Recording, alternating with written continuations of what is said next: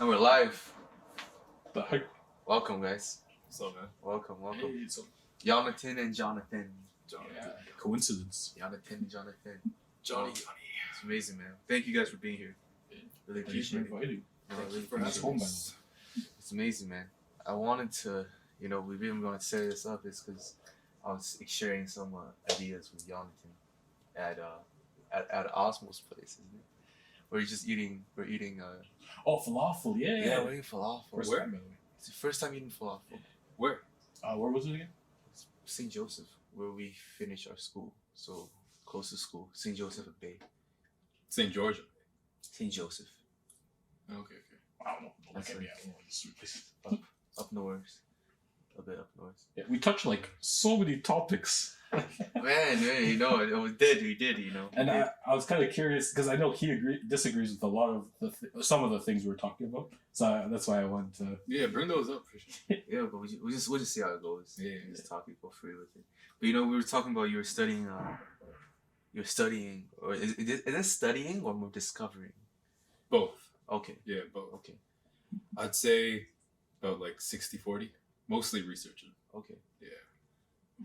And is Theoretical that physics. supersymmetry? Yeah, it's part of theoretical physics. Like, it's a field in theoretical physics, like cutting edge. So what is supersymmetry? All right. gotta think about it. Yeah, I thought about it when you asked me earlier. I think the easiest way I could explain it is that if you take take this cup and I drop it, right? It follows. It doesn't drop. It doesn't go like hits the ground like that. Uh-huh. It doesn't float in the air either. Why? Oh, okay. Like why does it do that? Like there's obviously it's a specific relation that happens, right? It doesn't like start changing its speed. When it goes down, it falls in a very clear and concise way. Mm-hmm. The reason is because it's following some equation. Okay. Right? It's following some equation. Because why is that true? Like why is it following that specific equation? Forget that for now. But the point is it follows a specific equation and it's repeatable. So if it was the exact same cup, exact same volume, exact same everything, it would drop the exact same way. Without change at all. No difference at all.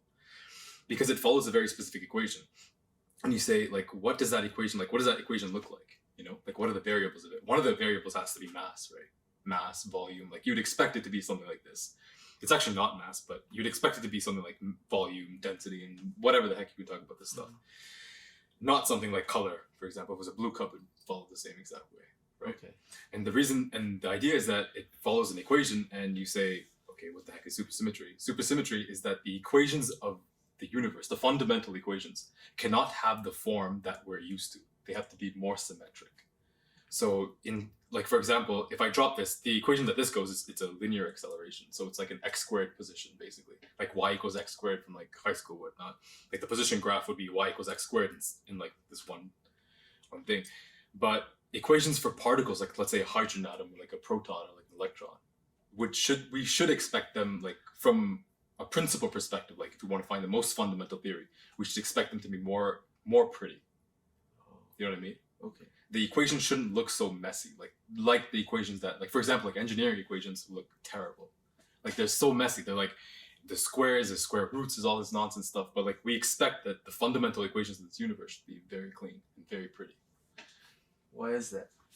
Why is that? Experience. It just so happens that the more fundamental you go, just from our practical knowledge. For example, like this dropping thing was explained by Newton in like 400 years ago, and it's called Newtonian gravity and whatnot. But those equations have some serious problems. Like they have some serious messy things, and you can talk about whether it's messy in terms of cleanness, but the idea, well, Einstein came along and showed us, with some new ideas and whatnot. It's like relativity and whatnot. He showed that actually that's wrong. For those who don't know about relativity, can you briefly explain it? Yeah, relativity is basically the fact that if you assume that the speed of light is constant, the speed of light is constant in any frame. So let's say I shine a laser light, it moves at some speed. But when you say assumes, does that mean in some circumstances that it's not? No, right. It is always true. Okay. So far as we know. I mean, you could create some situations, maybe like in early universe physics and whatnot, where these things are violated. But as far as you know, if you shine a laser light, it'll move at some speed called speed c. It's like 3 point something. times You would- 10 to the 8. Yeah. That's very interesting. I thought about that, because I will look at C, and C stands for causation. Oh, that's a coincidence. Yeah. I think the C equals speed of light is just like some random variable. Actually, I don't know though. Maybe No. it's- It comes from Maxwell. He just Yeah, used C. because I was researching that, and C he meant as in causation. Mm-hmm. So that, to somebody who studies philosophy and to think a lot, that just means, the cause of things is like the fastest way to have an interaction. Mm-hmm. Because I always, as an artist, I look at things as like the universe is just everything having communications Right. all at the same time through different speeds and different variables. And the idea of light being the fastest way in the material universe, which is called causation, it's very intuitive to me. As somebody who's more interested, who studies a lot about the Chinese the Han characters, which is very more philosophical in its nature. So we can get into that later because that's a different subject. Right now, I just want to stick on relativity. So what are your take on that? Do you see, like, how do you interpret light? Like, what is light? Yeah, that's rough. Yeah, that's a good question. Okay, I'll give you a thought experiment, which would like kind of blow your mind. Okay. Okay. Before that, can I have a drink? Yeah, go ahead. Someone bring it up to me. I think this one, right? this one's mine, so I'll yeah. just take it. You know, put the Wait, that one's Brian. Oh, that's okay, man. I don't mind. Yeah, put it on the table. Two. Mine. This one's the smallest. They prove to you that I didn't poison you. Oh yeah, but this is the smallest one. I gave it this one. Oh wait. I put this here. All right, we're all ready. All right, ready? All right, this is pretty like this blow your mind too. Oh, Yeah, it's pretty crazy. Okay. Okay. Say you're like empty space, very very far away. Like the void. Yeah, like you look up in the sky, right? You see stars and whatnot. Pretend you're over there, but like not near any star. Okay. Okay, you're very far. Okay. All right. You go 1 kilometer to the right and 1 kilometer to the left, and you set up like 2 flashlights. Okay. And you're right in the middle, and there's one flashlight 1 kilometer away and 1 kilometer this way. Okay. And in your perspective, you're saying, okay, shine both lights at the same time. Okay. These 2 lights shine, and they should arrive at you at the exact same time, right? They shine at the same time. You're exactly equal distance away in one dimension. They should arrive at the same time. Make sense? Right. Okay. Now you take someone else, put them like, pretend you put them on top of you, and then you push them to the right. So they're moving at a constant speed towards one flashlight, away from one flashlight. And you say, shine them at the both same time. They both shine. You would expect, in your perspective, this guy's moving towards one, right? But away from the other. So the first one should hit him before the other one. Okay? So you can just imagine that. One light hits, okay. But in his perspective, it's he standing still. And the 2 flashlights are moving in his perspective. Because he's moving at a constant speed, right? So who's to say that he's moving at all? Right? Think about it. If Yanni and me are in empty space and I push Yanni forward, and Yanni's going at, let's say, 10 kilometers per hour forward, in my perspective, that's what's happening. But in his perspective, he's standing still and I'm going at 10 kilometers per hour backward, right? Makes sense, right? Like there should be a symmetry between these 2 things. By the way, I'm using symmetry on purpose because this supersymmetry and all this stuff that I was talking about before is very much related to this kind of stuff. Yeah, we're trying to decode that as we talk about it. Yeah. So the point is, okay, so this guy's moving towards one and away from the one with the flashlight. So he should get the hit with the first flashlight and then the second one afterwards. Okay. But in his perspective, it's the flashlights that are moving. He's standing still and the flashlights are moving, right? But if they shine at the same time, right, you would expect that, because the flashlights are moving closer, even if they shine at the same time, the same thing should happen. One should hit him first, one should hit him after, right? But that's not true. Because when you shine a flashlight, the light is already going. It doesn't matter what happens to the flashlight. I can just remove the flashlight. As soon as I shined it, it's traveling at speed c. It's independent of the flashlight. There's no connection between the flashlight and the light. So as soon as I take a laser, I shine the light and I take the laser away. It doesn't matter what I do. I can throw the laser away. It doesn't really matter. So if those 2 flashlights happen at the same time, the light emitted, but the flashlights are now currently moving, right? So if he's in the middle and he's moving this way, to him, he's standing still and the flashlights are moving this way, but the flashlights shined when he was right at the middle. So it doesn't matter if the flashlights are moving towards, it's traveling at speed c and he should measure at the same time. Yeah. Can you tell me why doesn't it matter? Yeah. But does that make sense? Like, does that idea make sense where it actually should hit him at the same time? Because in his perspective, it's the flashlights that are moving, right? He's in the middle, the flashlights are moving.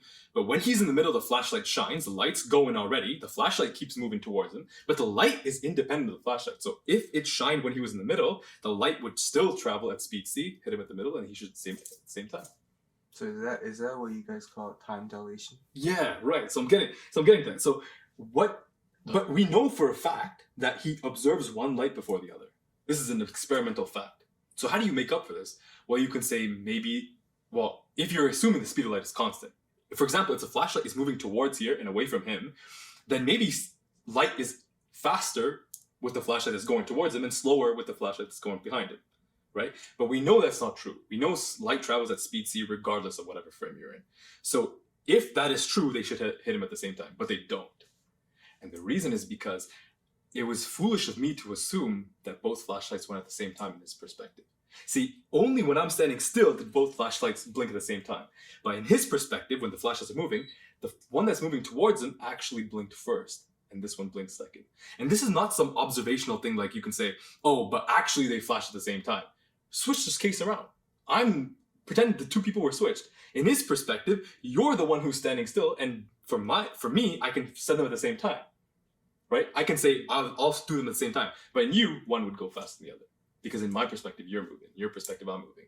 So this proves that time is actually relative, and that saying that time occurs in a very unique way, saying that like your time and my time are same, makes no sense at all. And this was Einstein's real genius. He really came up with this like thought experiment, and then he showed the mathematics to prove it. But it's pretty remarkable. It's pretty fucking crazy. This is the only way to get out of it. If you're assuming the speed of light is constant, it better be that they flash at different times. There's no other way to get out of this.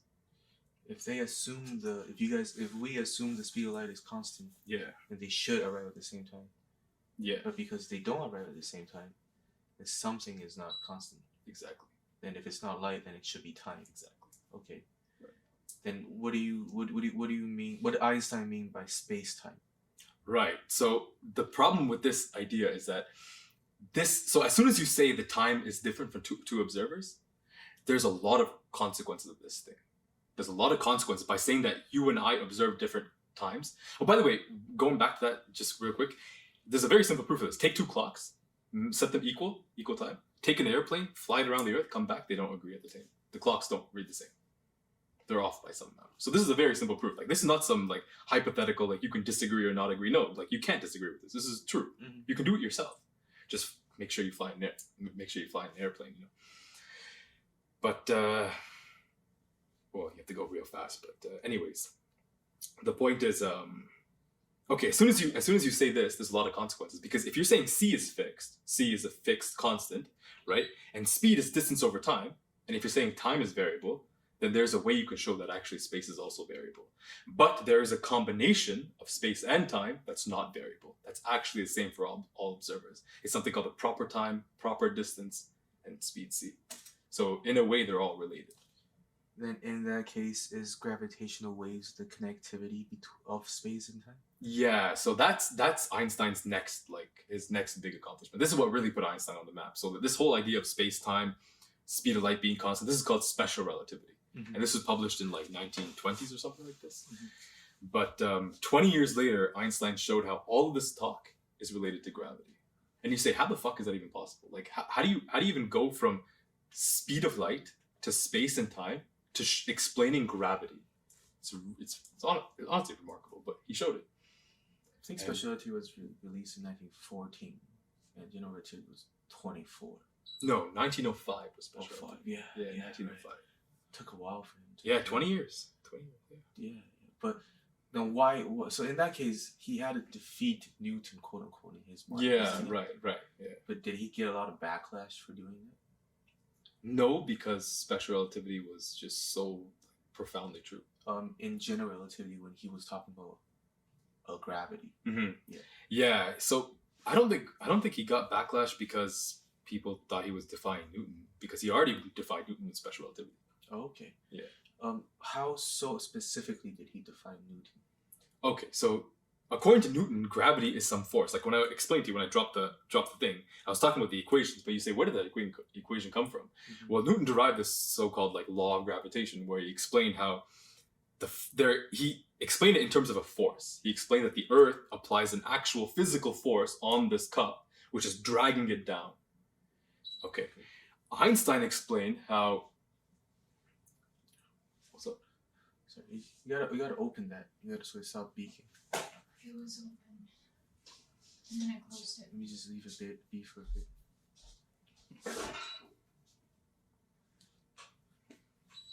Should be fine. Is it like able to be paused or cut, or is it like? Oh, just leave it be. It's just Oh. natural. People can just Yeah, fast who cares? forward, you know. Yeah. All right. Anyways, so Einstein. Okay, one amazing thing about all this stuff. Well, I'll relate it to the speed of light, like you asked. Like, why the heck is this related to gravity at all, right? If this was true, if Einstein's general relativity was true, light would bend around a star or around any heavy object. According to Newton, for an object to apply a force on another object, it has to have mass. Mm-hmm. Massless objects cannot be attracted to massive objects because in the formula F for gravity, it doesn't really matter, but it's like G m1 m2 over r squared. So both the objects that are attracted to each other both should have mass. And this is and Einstein showed how actually, no, if general relativity was true, light, which is massless, would also bend around a star. And the basic idea of general relativity is this. It's saying that actually there's no such thing as gravitational force. There's no such thing as a gravitational force. So why do things come? Why do things fall? The reason is because it turns out a massive object changes the local space-time around itself so that actually the ball, or this cup, is actually following a straight line. As if it was going in a vacuum. It's going at a constant speed in a straight line. There's no force.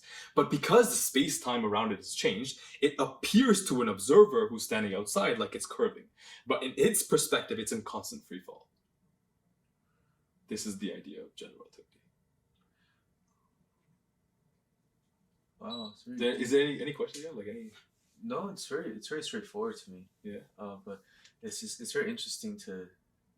I really noticed the idea of a mass object attracting other mass objects. Mm-hmm. The idea of attraction is very, to me, it's a very interesting term that its philosophical concepts can be really evaluated, and we will arrive at really interesting perspectives. How so? For example, to be attracted to something, Mhm. can we substitute that with, say, to be drawn towards something? So to be, in a way, like two magnets drawing towards something. But they also repel. It's very interesting, right? So like you like so attraction is the yang, and repel is the yin. Oh, you're trying to relate to philosophy. Mm-hmm. Yeah. I don't know if you can though. I don't know if you can relate. Yeah, I think we definitely. Yanni was telling me. Would you tie it to like when two people are attracted to each other? Are you trying to tie like that attraction to? No, just I want to just develop just the idea of attraction. You know, like what makes mass objects attract to each other. Mm-hmm. Like how would you describe it in a physicist perspective? Massive objects. Well, they don't. That's what Einstein showed. They actually appear. don't. Yeah, to an outside observer, they appear as if they're attracted. So there's a sense of intrigueness and deception. Yeah, but the one problem I have with, like, Yanni was telling me about like your opinions and stuff like that, and it is for sure interesting. But the one thing that I can't get past is that like these things, like emotions, like for example, to be attracted. Let's say to be attracted to somebody, like an actual person. Okay. Let's say you're attracted to somebody or some qualities in somebody. Mm-hmm. You say, what is a quality? Like, But we should separate we should distinct between preference and attraction. Give me an example.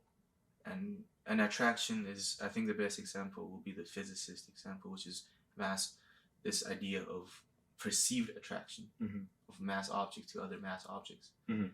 And the idea of preference is you preferring something over something.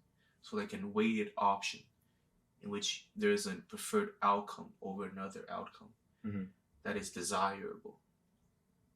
Yeah, okay, yeah. That's actually like similar to what I'm researching. Exactly. Yeah. That's interesting. Yeah, it is interesting. It is very Interesting, interesting, yeah. But I wonder if that's like maybe the reason. I think one of the one of the things that I can never get past is this idea that, are we forcing, like, in the mathematics that we're doing, in the physics that we're conducting, are we forcing our like our own feeling of thought into the world? For example, like you said, so I'll give you an example really quick of what you said. Like, there's something called the action principle in physics, and it's like the action principle. Yeah, you probably know about it, but the point is like the path an object takes is a path that minimizes something, you know, or maximizes something. You know, it's always like some kind of extreme. It's like, why did someone think of that? Like, why did someone think of creating a theory that has to do with like a way that minimizes or maximizes or like has some kind of extreme? For example, like you're saying, you know, two things attract each other, but the attraction happens in such a way that minimizes or maximizes something. You know what I mean? Like the paths objects take are very specific. They're not randomized and stuff like this. So like, it is interesting. I feel like when we are creating a theory, we subconsciously put in our desire to like want it to look some kind of way. You know what I mean? So is that why mathematicians always caution about beauty in mathematics? Yes. Because what beauty is subjective, right? Like, how do you know? Like, for example, if we look at a sphere and we say it's really pretty, right? Like, it's more like, it's not messy. It's very clean. It's very symmetric and all these things. But like, from whose perspective? Like, you know what I mean? Like, it seems very natural that a sphere is more pretty than a cube, right? But like, why? Any reason you come up with why would somehow involve your thought process. But isn't a theologist would just say because it's closer to God? Okay, but how do you know God? Like, Okay, but they'll say something like it's closer to order, which is like, and then God is like orderly. sure, but what is order? Or Right? Why are you allowed to say order and disorder when why can't I say what you think is order is not? But could Well- order be entropy? Oh, that's a whole different topic. Like, Yeah. that's Those are definitely my thermodynamics. yeah, that's definitely my passion. Like, that's my favorite field in all of physics, entropy, thermodynamics. But yeah, that's what I'm saying. Like, I don't know, man. Like, it's a little confusing. Like, are we forcing the equations? Like, are we forcing onto the universe our perspective? wait, that's the best we could do, like to make sense. I of know it is the something best. to- Yeah, right. What other option do we Yeah. have? But that's like, even having like human touch. the symmetry thing, like the stuff I'm studying right now, like, is like, why should it be super symmetric? Like, you asked, like, why? What's your justification for symmetry? And honestly, I have no idea. I have no justification. It's just something that appears to be true. Well, it appears to be true, or Why like does it appear to trying be to. true? Experimentally.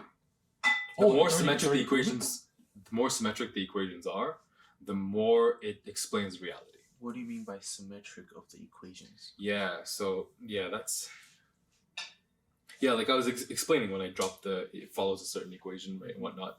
And these equations, you know, in terms of Newtonian gravity, would have like squares, square roots, and powers and things like this. But in terms of the most fundamental theories, they would be more like abstract mathematical equations. Like, I don't know if you've heard of like group theory and stuff like that in math. That's like the more fundamental fields in math. Like, all of math can be built down into more fundamental fields of math. And there's only a couple fundamental fields. And all of that has to do with algebra, somehow related to algebra. For example, even calculus is just like algebra in disguise. Can you briefly explain that? Yeah. If you like, okay, if you know what a derivative is, like for those Rate of people. change. Yeah, right. Rate of change. So if you have some graph, right, and okay, I'll explain in terms of grade 12 calculus and vectors. So that's as low as I can. Like, I can't anything less than that. I don't know It's how not to. math. Yeah, I mean, I could, but it'd take a while. The point is, if you have some function, right, like some function of x and y. So you have x and y, and you have some function. So the way you'd imagine that is like you have x, y, and f of x, y is some point, some scalar function. So at point, let's say 2, 3, 3x and or 2x and 3y, you'd have a value of, let's say, like 10, whatever. And so it looks some function. And you say, what's the derivative of that function look like? Well, it's like a plane that's tangent to that point, right? Just like how a tangent to a function that we're normal to is like a line, right? Like the rate of change. For example, like if you have some function that goes like this, and at this point you ask what's the derivative, it's just a line that's like tangent to it. But okay, so somebody who's not interested in math that much, like, I think folks are not interested in math because they don't see the beauty or they don't see the reason behind it. Mm-hmm. Like, why does a function has to be like that? what does that even mean? Yeah. Actually, yeah, to know what you're talking about, they'd have to be able to visualize a function, put on a graph, and Yeah. visualize the rate of change, and then Yeah, in 3 dimensions. Yeah. So it's kind of right. yeah, pretty much like you have to know the basics of the math first, and then Yeah. you can see the beauty after you know the basics. But Yeah.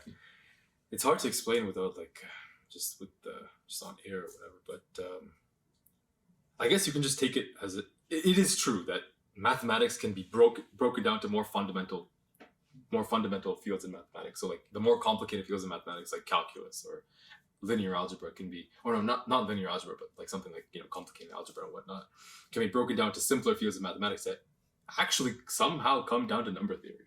Just 1, 2, 3, 4, 5. It's kind of crazy.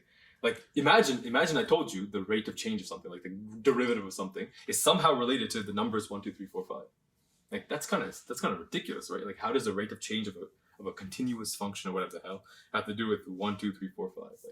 But it's true. It's true. Somehow the structure of the integers is representative of something called group theory, and group theory forms the foundation of all of algebra, which forms the foundation of all of mathematics. So somehow all of mathematics is just 1, 2, 3, 4. Can you attempt to explain group theory? No. No. That's like a third year, fourth year subject in university. Even a first year, second year math major student will not be able to understand group theory unless they learn it properly. But I can tell you this: groups is somehow related to prettiness in mathematics. I'll tell you that. So when you say group theory, as somebody who's, again, coming from that philosophical background, I think of categories. Okay, yeah, okay, fine. Very Socratic type of, Aristotelian categories. Yeah. That represents the essence of the root of every word.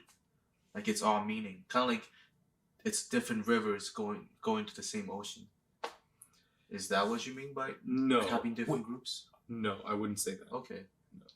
wait, remind me, is group theory so it's certain numbers have certain all prime numbers, even numbers, odd numbers. These are groups, and some groups can be transformed into other groups or something. Kind of. That's more. That's more close to it. Yeah. Oh, okay. But at the end of the day, the point is, it comes down to the numbers 1, 2, 3, 4, and that always never made sense to me. It made sense, but it blew my mind every time. The steps there. That's so interesting because that's all these integers, these numbers, 1 to 9.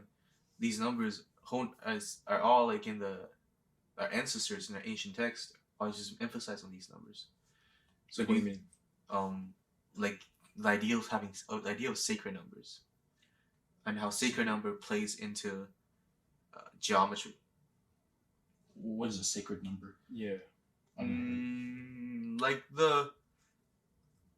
That's interesting, eh? What is a sacred number? How do I explain what Is is it those Roman, those numerals 111 means something? Is that what that? Yeah, especially with Hebrew numerology. I don't know anything about it. I just know 111 is a lucky number. That's all. I don't know how they got to that But conclusion. this goes back to what we were talking about earlier. When someone is conducting, let's say you're a mathematician at that time, and you want to say, okay, well, this is you start to see these patterns, and you would generalize a bit beyond what is experimentally generalizable. You would say, I see pattern here, and because this is I've seen this pattern in math and I've proved it here, it must mean that this is special or something. But if you can never prove that with experiment, then you don't know if you're right or wrong. You know what I mean? What type of experiment are you talking about in that sense? Okay, give me an example of let's say the sacred number. Let's call it alpha. Lucky number. Okay. Let's say alpha is a lucky number, or say sacred number. It's okay, you say why? Why is it lucky? And you say, okay, well, maybe there's this many stars or whatever. Or maybe Let's use 369 of Tesla. What's that? The 369 of Tesla. What is that? The Tesla believe everything that's multiplicable by 3 is a sacred number of the universe. Anything that is multiplied by 3 or divisible. Divisible by 3. Divisible by 3 is sacred. Okay, you say, okay, give me an example. 72. 72. Okay, 72. Okay, so 72 is sacred. Okay, give me an example where it's sacred. 72 virgins in the heaven of Islam. Okay, Is that? I don't know. I might be wrong. Please don't quote me on this. Okay, but Getting canceled. maybe if you go to another religion or another whatever, Why But they would all have similar numbers. It's all the 3 numbers. You know, it's all the numbers were divisible by 3. And Tesla found that pattern. Did he explain why he thinks that's the case? He did with geometry, but it's way too either too complex or too simple for me to really break it down on air. Wait. Sorry, say again. Say again. Like the idea of I don't know. I think we have to look into that. We should put into links. And you know, in the future when we have like some guy like Jimmy from Joe Rogan, we'll have to. Oh yeah, pull that up. Yeah, where's your Jimmy, man? Pull that up. Jimmy's just my hand.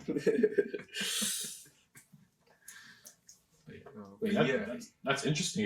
If he somehow proved that 3 is a sacred number, whatever sacred even means, like lucky or how you Yeah, what does that mean? Yeah, like I think to theologians and philosophers, sacred, it's a similar meaning to the idea of what is nature, because the idea of the creator, right? It's not talking about God because that's very Christian. The idea of Abrahamic rather, but is the idea of the creator. It's the one who manifests entirely upon existence. What do you mean? In what sense? Which part do you mean? One that. My first question is, why do you think there has to be a creator? Like, what's your reason to believe in a creator in the first place? Like, what in this world cannot be does need a creator to have an explanation? Is my question. Then why do you think? Well, consciousness would be something we don't understand yet, but that's just something we don't understand yet. Okay. Oh wait, can you read the question? The beginning. Yeah. Okay. Like, if there is a beginning, then it symbolizes an initiation. If there is a beginning, then it symbolizes. But both words, initiation and beginning, implicitly involve a conception of time, right? If you have a beginning of what? Like, you're saying this happened before something, right? That implicitly implies that you believe in that there is a time. Well, okay, then in this sense, I would say the beginning of infinity. What do you mean by infinity? Like infinite what? Infinity as in a place. Like the universe, like the whole. No, like infinity being an external place that we will never reach. Being the sacredness of the black hole. Okay. So if the problem is if you're saying, okay, if you cannot explain the singularity of a black hole, there must be something more profound. Not specifically the singularity of a black hole, but not even to explain, but rather to realize. I think when we talk about these subjects, it's very important in our choice of words. Because that's where linguistics really comes in and differentiate this, because these things need to be so specifically pinpointed, right? Like, what is the difference between initiation and beginning? Right? To initiate is to imply initiator. Then in that sense, you imply God again, or the creator. It's not. It's used the way to create. That's just much more worldly of Earth, right? Something we can all understand. And yeah, that's just one way I would propose at this point of our discussion. What are your thoughts on it? Well, I have more questions and thoughts. My question is, you're saying this universe exists, right? You're here, you can see these things, and these objects exist. Like, there's this cup, there's Yanni, there's you, there's all these things, and you say, okay, where did this come from? Well, you can talk about particles all day and whatnot, but okay, where did particles come from, right? You can always ask, where did this come from? Where did that come from? And you say, okay, Big Bang created these particles, Big Bang created space and time. But one thing is saying what happened before the Big Bang. Where did Big Bang even come from? Yeah, right. Yeah, I'll get to that. What I'm saying is, first of all, saying what happened before the Big Bang doesn't really make sense because the Big Bang created our conception of time. Before the Big Bang, there was no time. The time. How do we know that? Oh, relativity, right? General relativity in space-time. The universe is expanding. Space-time is growing. So you and I we look like we're actually just like nobody here is expanding, right? Like nobody's blowing up here. But the reason is actually because everything is actually expanding at the same time. In fact, we are expanding. Space-time is expanding, and actually the universe itself is expanding. This is an observable fact because just take a laser light. Just take a laser light. It has some frequency, right? It has a wave that has some distance between them. Wait far enough, the wavelength will increase. The reason is because the universe is actually expanding. This phenomenon is called redshift and was proven by Hubble like almost 100 years ago.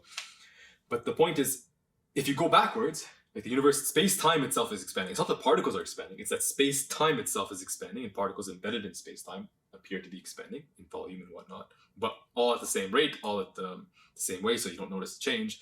But the point is, if you go backwards, you can show how it all came from one point. But that's the idea. But that one point, who's to say that one point is not the creator itself initiating the Big Bang? Right. I'm not denying that. What I'm saying is that asking what happened before the Big Bang doesn't make sense, because as soon as you say what happened before, you're implying a concept of time which didn't exist before the Big Bang, which didn't exist until the Big Bang. That's one thing. But it doesn't answer your question. Maybe a better question is, what is existence itself before the Big Bang? Right. That's the better question. Right. But And in that sense, do we still implies that their existence exists? That there is another dimension of time, or another paradigm of time before the Big Bang? yeah, there definitely could be. I mean, maybe this is like one part of time that we're seeing. Maybe time is some more complex thing. Maybe time is what you're talking about as the creator. Maybe time is the creator.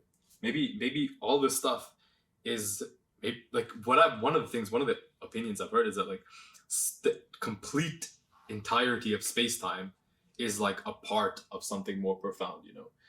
But all of this talk, all of this reasoning can be explained without appealing to a creator.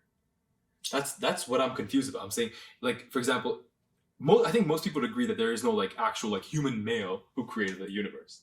Obviously, like that would be ridiculous to assume that there was a human who created the universe. That's not true, because humans evolved after the universe began.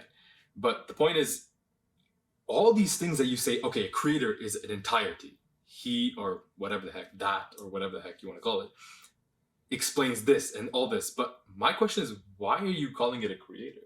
Why not just say that's the universe? That's just the totality of the universe, and the Big Bang is a part of that universe. Because to say it a creator then implies purpose. Right. And to say purpose implies thought, because it's only us that give things meaning. And when but purpose not only implies thoughts, it implies the will that develop these thoughts. Right. And it also implies the consciousness that manifests its will. Then if we are all consciousness interacting in this space-time, then there must be... That's what Descartes really figured out, right? Descartes just asked all these questions like you and I did. The what? Descartes. René Descartes. Oh, Descartes. Yeah. Descartes. I love Descartes. So, my favorite philosopher. Oh yeah. Yeah. So when he says that there is, he tried to prove there is a God. It was ridiculed by today's philosopher. Like, nobody takes him seriously anymore, right? Like, under the scientific realm. Right. But if we just analyze his ideas, like, he's really, what he's trying to say is like, man, I tried my best. I try to ignore God, but then I realized by doing that, it's just to meet him face to face, and just being in awe of it. And now I'm convinced I've been born again. You know, if you say in a very poetic sense, you know.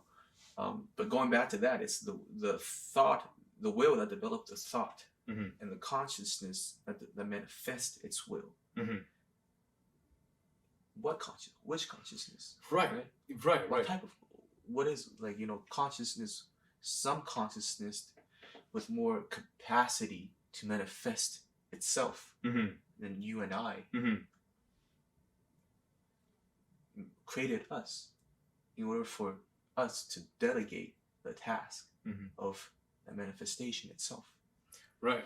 I use the word manifestation not to sound very like superstitious or anything, but rather to very be linguistic about it, like very, very exact. Like the act of manifestation is that, it's like that very, I don't know how to say it in English precisely, but it's that, to me, in the Chinese way, it's a very like that nurturing nature, like flower blossoming, the act of nature, right? The process of time, which is natural.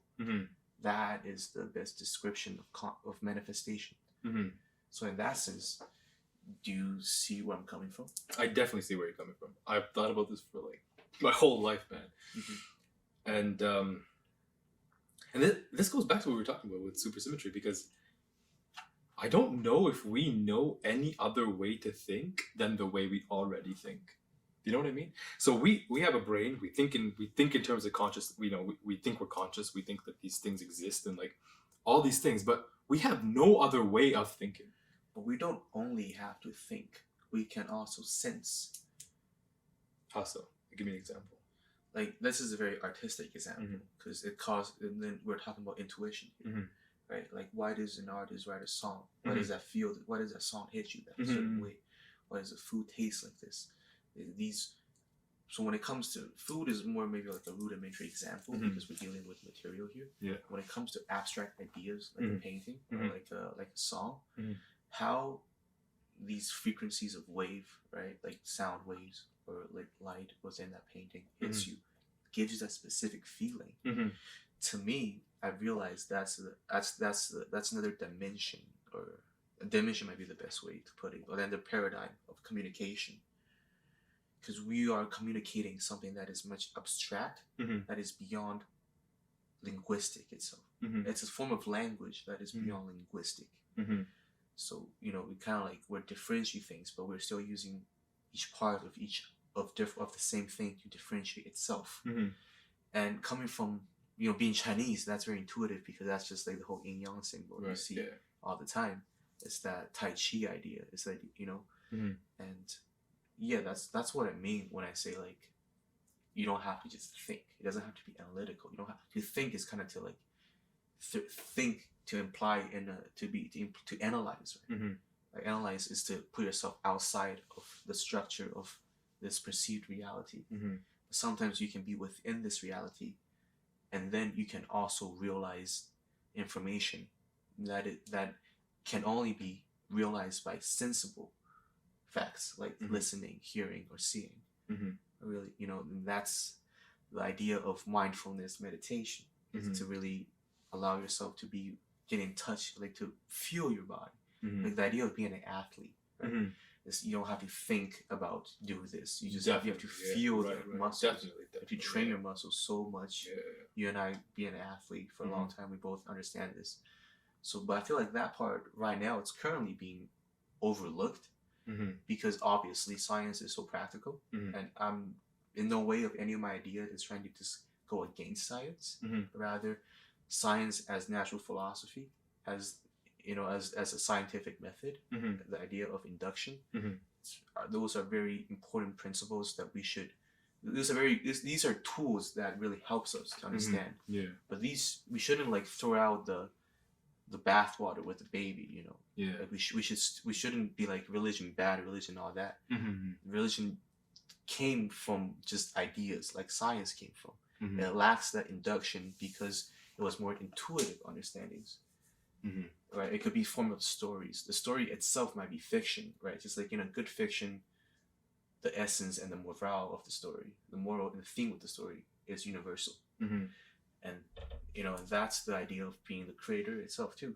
It's like it does not have to be an actual materialistic being that is maybe superior to us, right? Which is very, when Nietzsche said God is dead, that is, like in a way he kind of meant that, because God no longer is the idea of God, the Roman Catholic Church, right? Now we talk about more political stuff, right? To use an ideology and then to enslave and to politically control people to be obedient, that is very toxic to the extremity, right? And that's why science had to prevail for people to understand that there is another perspective.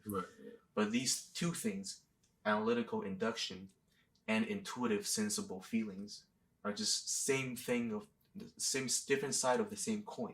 And my idea was just trying to people to say that, okay, it's just 50-50 here. It's not like science or that, religion or that. It's like it's 50-50. Are you like, summarize what you're saying? Are you saying that like they're both? It's not like they're separate things. That you're saying like they're both related. Yes, I definitely agree with that, and that goes right back to what we were talking about earlier, right? Like the whole thing, like when we're doing the equations of motions and we're like doing math and we're doing physics, like there's no way you can independently do that without involving some sort of something to do with how you feel, or it's not just like you cannot be even saying like, how do you know logic is correct? Like, how do you know, like, logic, the way we think about the world, is even like what does it even mean to be true? Like, what does it even mean to be something to be real, you know? Like, these are only real in like our conception, right? But like conception itself is so like abstract.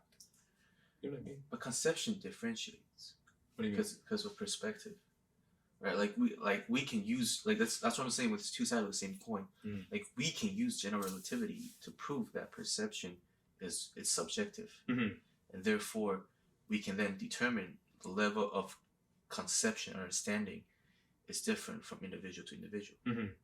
And that to me is it's a characteristic of general relativity. Mhm. As an artist, when I perceive and understand general relativity, Mhm.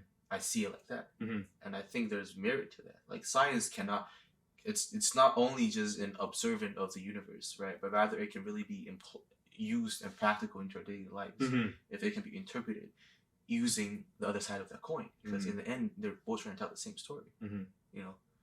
And then that's the idea of the creator, and that's the idea of Descartes, is when he realized, oh, they're just both sides of the same coin trying to tell the same story. Then he found there's that quote unquote, maybe not symmetry, but there's that harmony Mhm. within that symmetry. Mhm. And that harmony is constant throughout rather analytical reasoning or in mathematics Mhm. or in just daily life, right? Or just like very spiritual aspect of very creative, intuitive stuff. So if that harmony exists both ways, and that harmony, if you trace back to the origins of the harmony, there's no way for you to not stand face to face with God. But how do you know any of this is real is my question. Like what you were saying, like, you know, there's like these, like, this is like, you know, art and logic and all these things. You're saying they're related, you know? But because we have math to tell us How do you if know it's it's real or real? not. So you're trying to ask if math is real or not? Yeah, what if math is a description that is forced by humans onto the universe? This I honestly don't know the answer Well, to. it is like a human blueprint of logic, pretty much. Yeah, it is. But my question is, like, who even told you logic was correct at a fundamental sense? And not even that, like, what does it even mean to be correct? Like, we look at the universe, and the only way we can describe it is using our brain. You have to think, you have to feel, you can, whatever the hell it is, you have to use your brain. But like, what's the justification for these things, you know? Like, how do you know this method works? Which is why I'm so damn obsessed with science, is because, like, you can give up everything and just say, okay, the only thing that I'll choose to believe at all is something that is proven literally with experiment. And then you don't have to go into this pitfall. And then you don't have to say, okay, is this real? Is this not real? It's say, okay, it doesn't matter if it's real or not. The point is, if I drop this, it'll fall. Maybe it floats in some other person's, like some alien's perspective who's living in some hyperdimensional space, or maybe like space is the wrong word, or maybe, you know, maybe the universe is so much more profound and so much more complicating. Maybe there is a creator. Maybe there's all these things. But the point is, you will never know that's correct, because the only way you'll be able to determine anything is by thinking. And the whole point is, how do you know thinking is right? How do you know, or how do you even know the word right even has meaning? Or how do you even know the word meaning has meaning? You know what I mean? Like, nothing makes sense. What's called the Christian explanation would be that, well, actually, I won't give that Christian No, explanation. go ahead. Okay, well, it's pretty much like God gifted humans with the ability to perceive him, and he's truth. So yeah, but that's like the Christian explanation. So technically, the human sense is fine-tuned to detect truth, so our logic is true. That's a presupposition. Like, you're assuming that's true. But I'm saying, like, why are you assuming? That could not only be a presupposition, but that, to me as an artist, it just seems a very poetic way of telling a very scientific fact. Mm-hmm. Right? Like when you say, how do you know that it's true? Because we can prove it with this experiment. Mm-hmm. And I agree with you 100%, mm-hmm. which is saying that exactly, we can prove it with the experiment, mm-hmm. right? We can, but the experiment cannot, it could be different. It doesn't have to be a mathematical or a very scientific experiment. It can be a very practical experiment. Like what? What you're saying, though, you're not saying you can prove with the experiment. You're saying you can't really technically prove the true nature of anything in the universe, because we're using our brain, which is not like a perfect tool. So he's saying then, therefore, it comes to the idea of intuition, of the other side of the coin, right? Like, if we can't prove it with analytical reasoning, or whether maybe we can prove it, but it's analytical, then what purpose does it serve, right? So if there's no purpose, then how do we know that the analytical reasoning is valid? Is that what that question that you're trying to ask? Yeah, my question is all of this. Like, yes, science. I definitely agree that our way of thinking about the world like in an analytic way is not independent of our way of thinking in terms of the intuitive way. There is no doubt that those are related. I'm not disagreeing with that. I'm saying both of those things seem completely like, if you're saying this object is falling, like, what does it even mean? Like, okay, what you can say is that, okay, you're already assuming this object exists and that there is something on the floor and these things are actually flowing in something. But like, all of this is perception. It is perception. Yeah. But to say it is perception is very general. You know what I mean? Like, this is where we have to get into philosophy a little, because how do I say it without sounding too jargon? Okay, so actually, this idea of like, how do you know that this cup is falling, right? How do you prove? Not that. I mean, like, what is falling? What is falling, and why do you see this cup? Yeah. Right? What is the cup? In the East, in one of our Chinese philosophy, this idea that I taught with Yanni is the idea of the instrument, right? The instrument. You think of an instrument, you play the instrument, right? But instrument, it could be a medical instrument, it could be anything. So the idea of the instrument, a very key Chinese philosophy, a very Eastern philosophy, is that the instrument is the manifestation of one's will, rather than the tool that allows one to function. These two are distinctive ideas that should be separated, because a tool that allows one to function is merely a tool. Its purpose is limited within its practicality. But the idea of the instrument is called qi. I can show you the character later. Right? That's why we have to bring the character in, because the character, I'll talk about the character later, so I can finish my thought. The idea of the instrument that allows one to manifest its will is this instrument can then shapeshift according to the needs of the player of the instrument, of the consciousness of the instrument. Right? If this wants to be a cup I can drink with, it could just be a cup. If I want to hit you with a cup, it becomes a weapon. You know, if this cup wants to be put with like stones, and it becomes a container, then a cup itself. So, I believe Aristotle had the same similar idea. That he called it the essence of things. Like, what is its core essence? Right? It could be very. But the idea of fluidity is very emphasized within the idea of the instrument in the Eastern philosophy.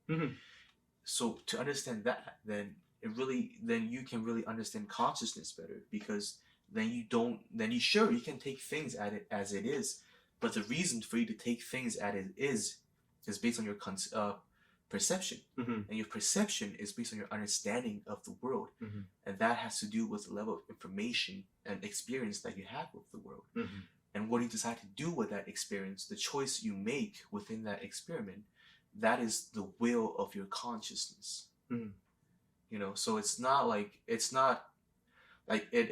is entropy, but it's not the scientific description of chaos, Right. Right? Because the entropy is according to that Eastern philosophy, entropy no longer becomes the idea of chaos, but rather becomes the potential of choices, which is exactly the idea of free will. So, you know, I see that interconnectivity, and I want to really show everybody that these two sides of the coin that exist. I have a couple questions though.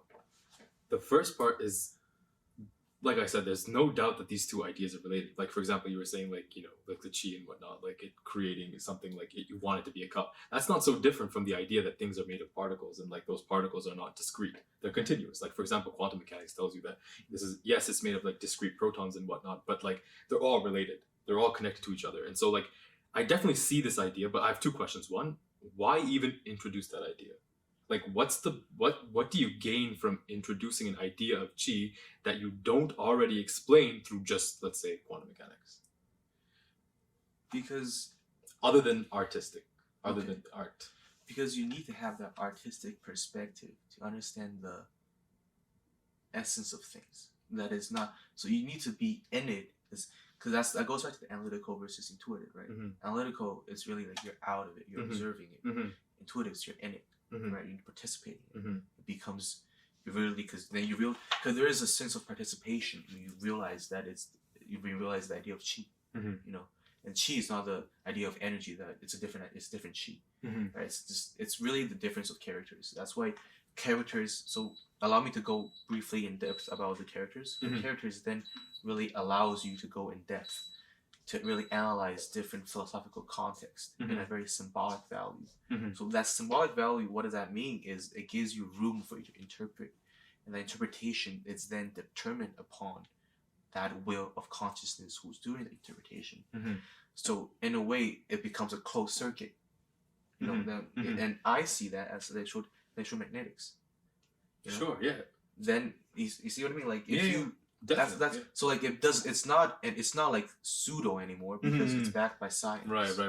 And that's what science that's what the useful science is to me as an artist or as a philosopher.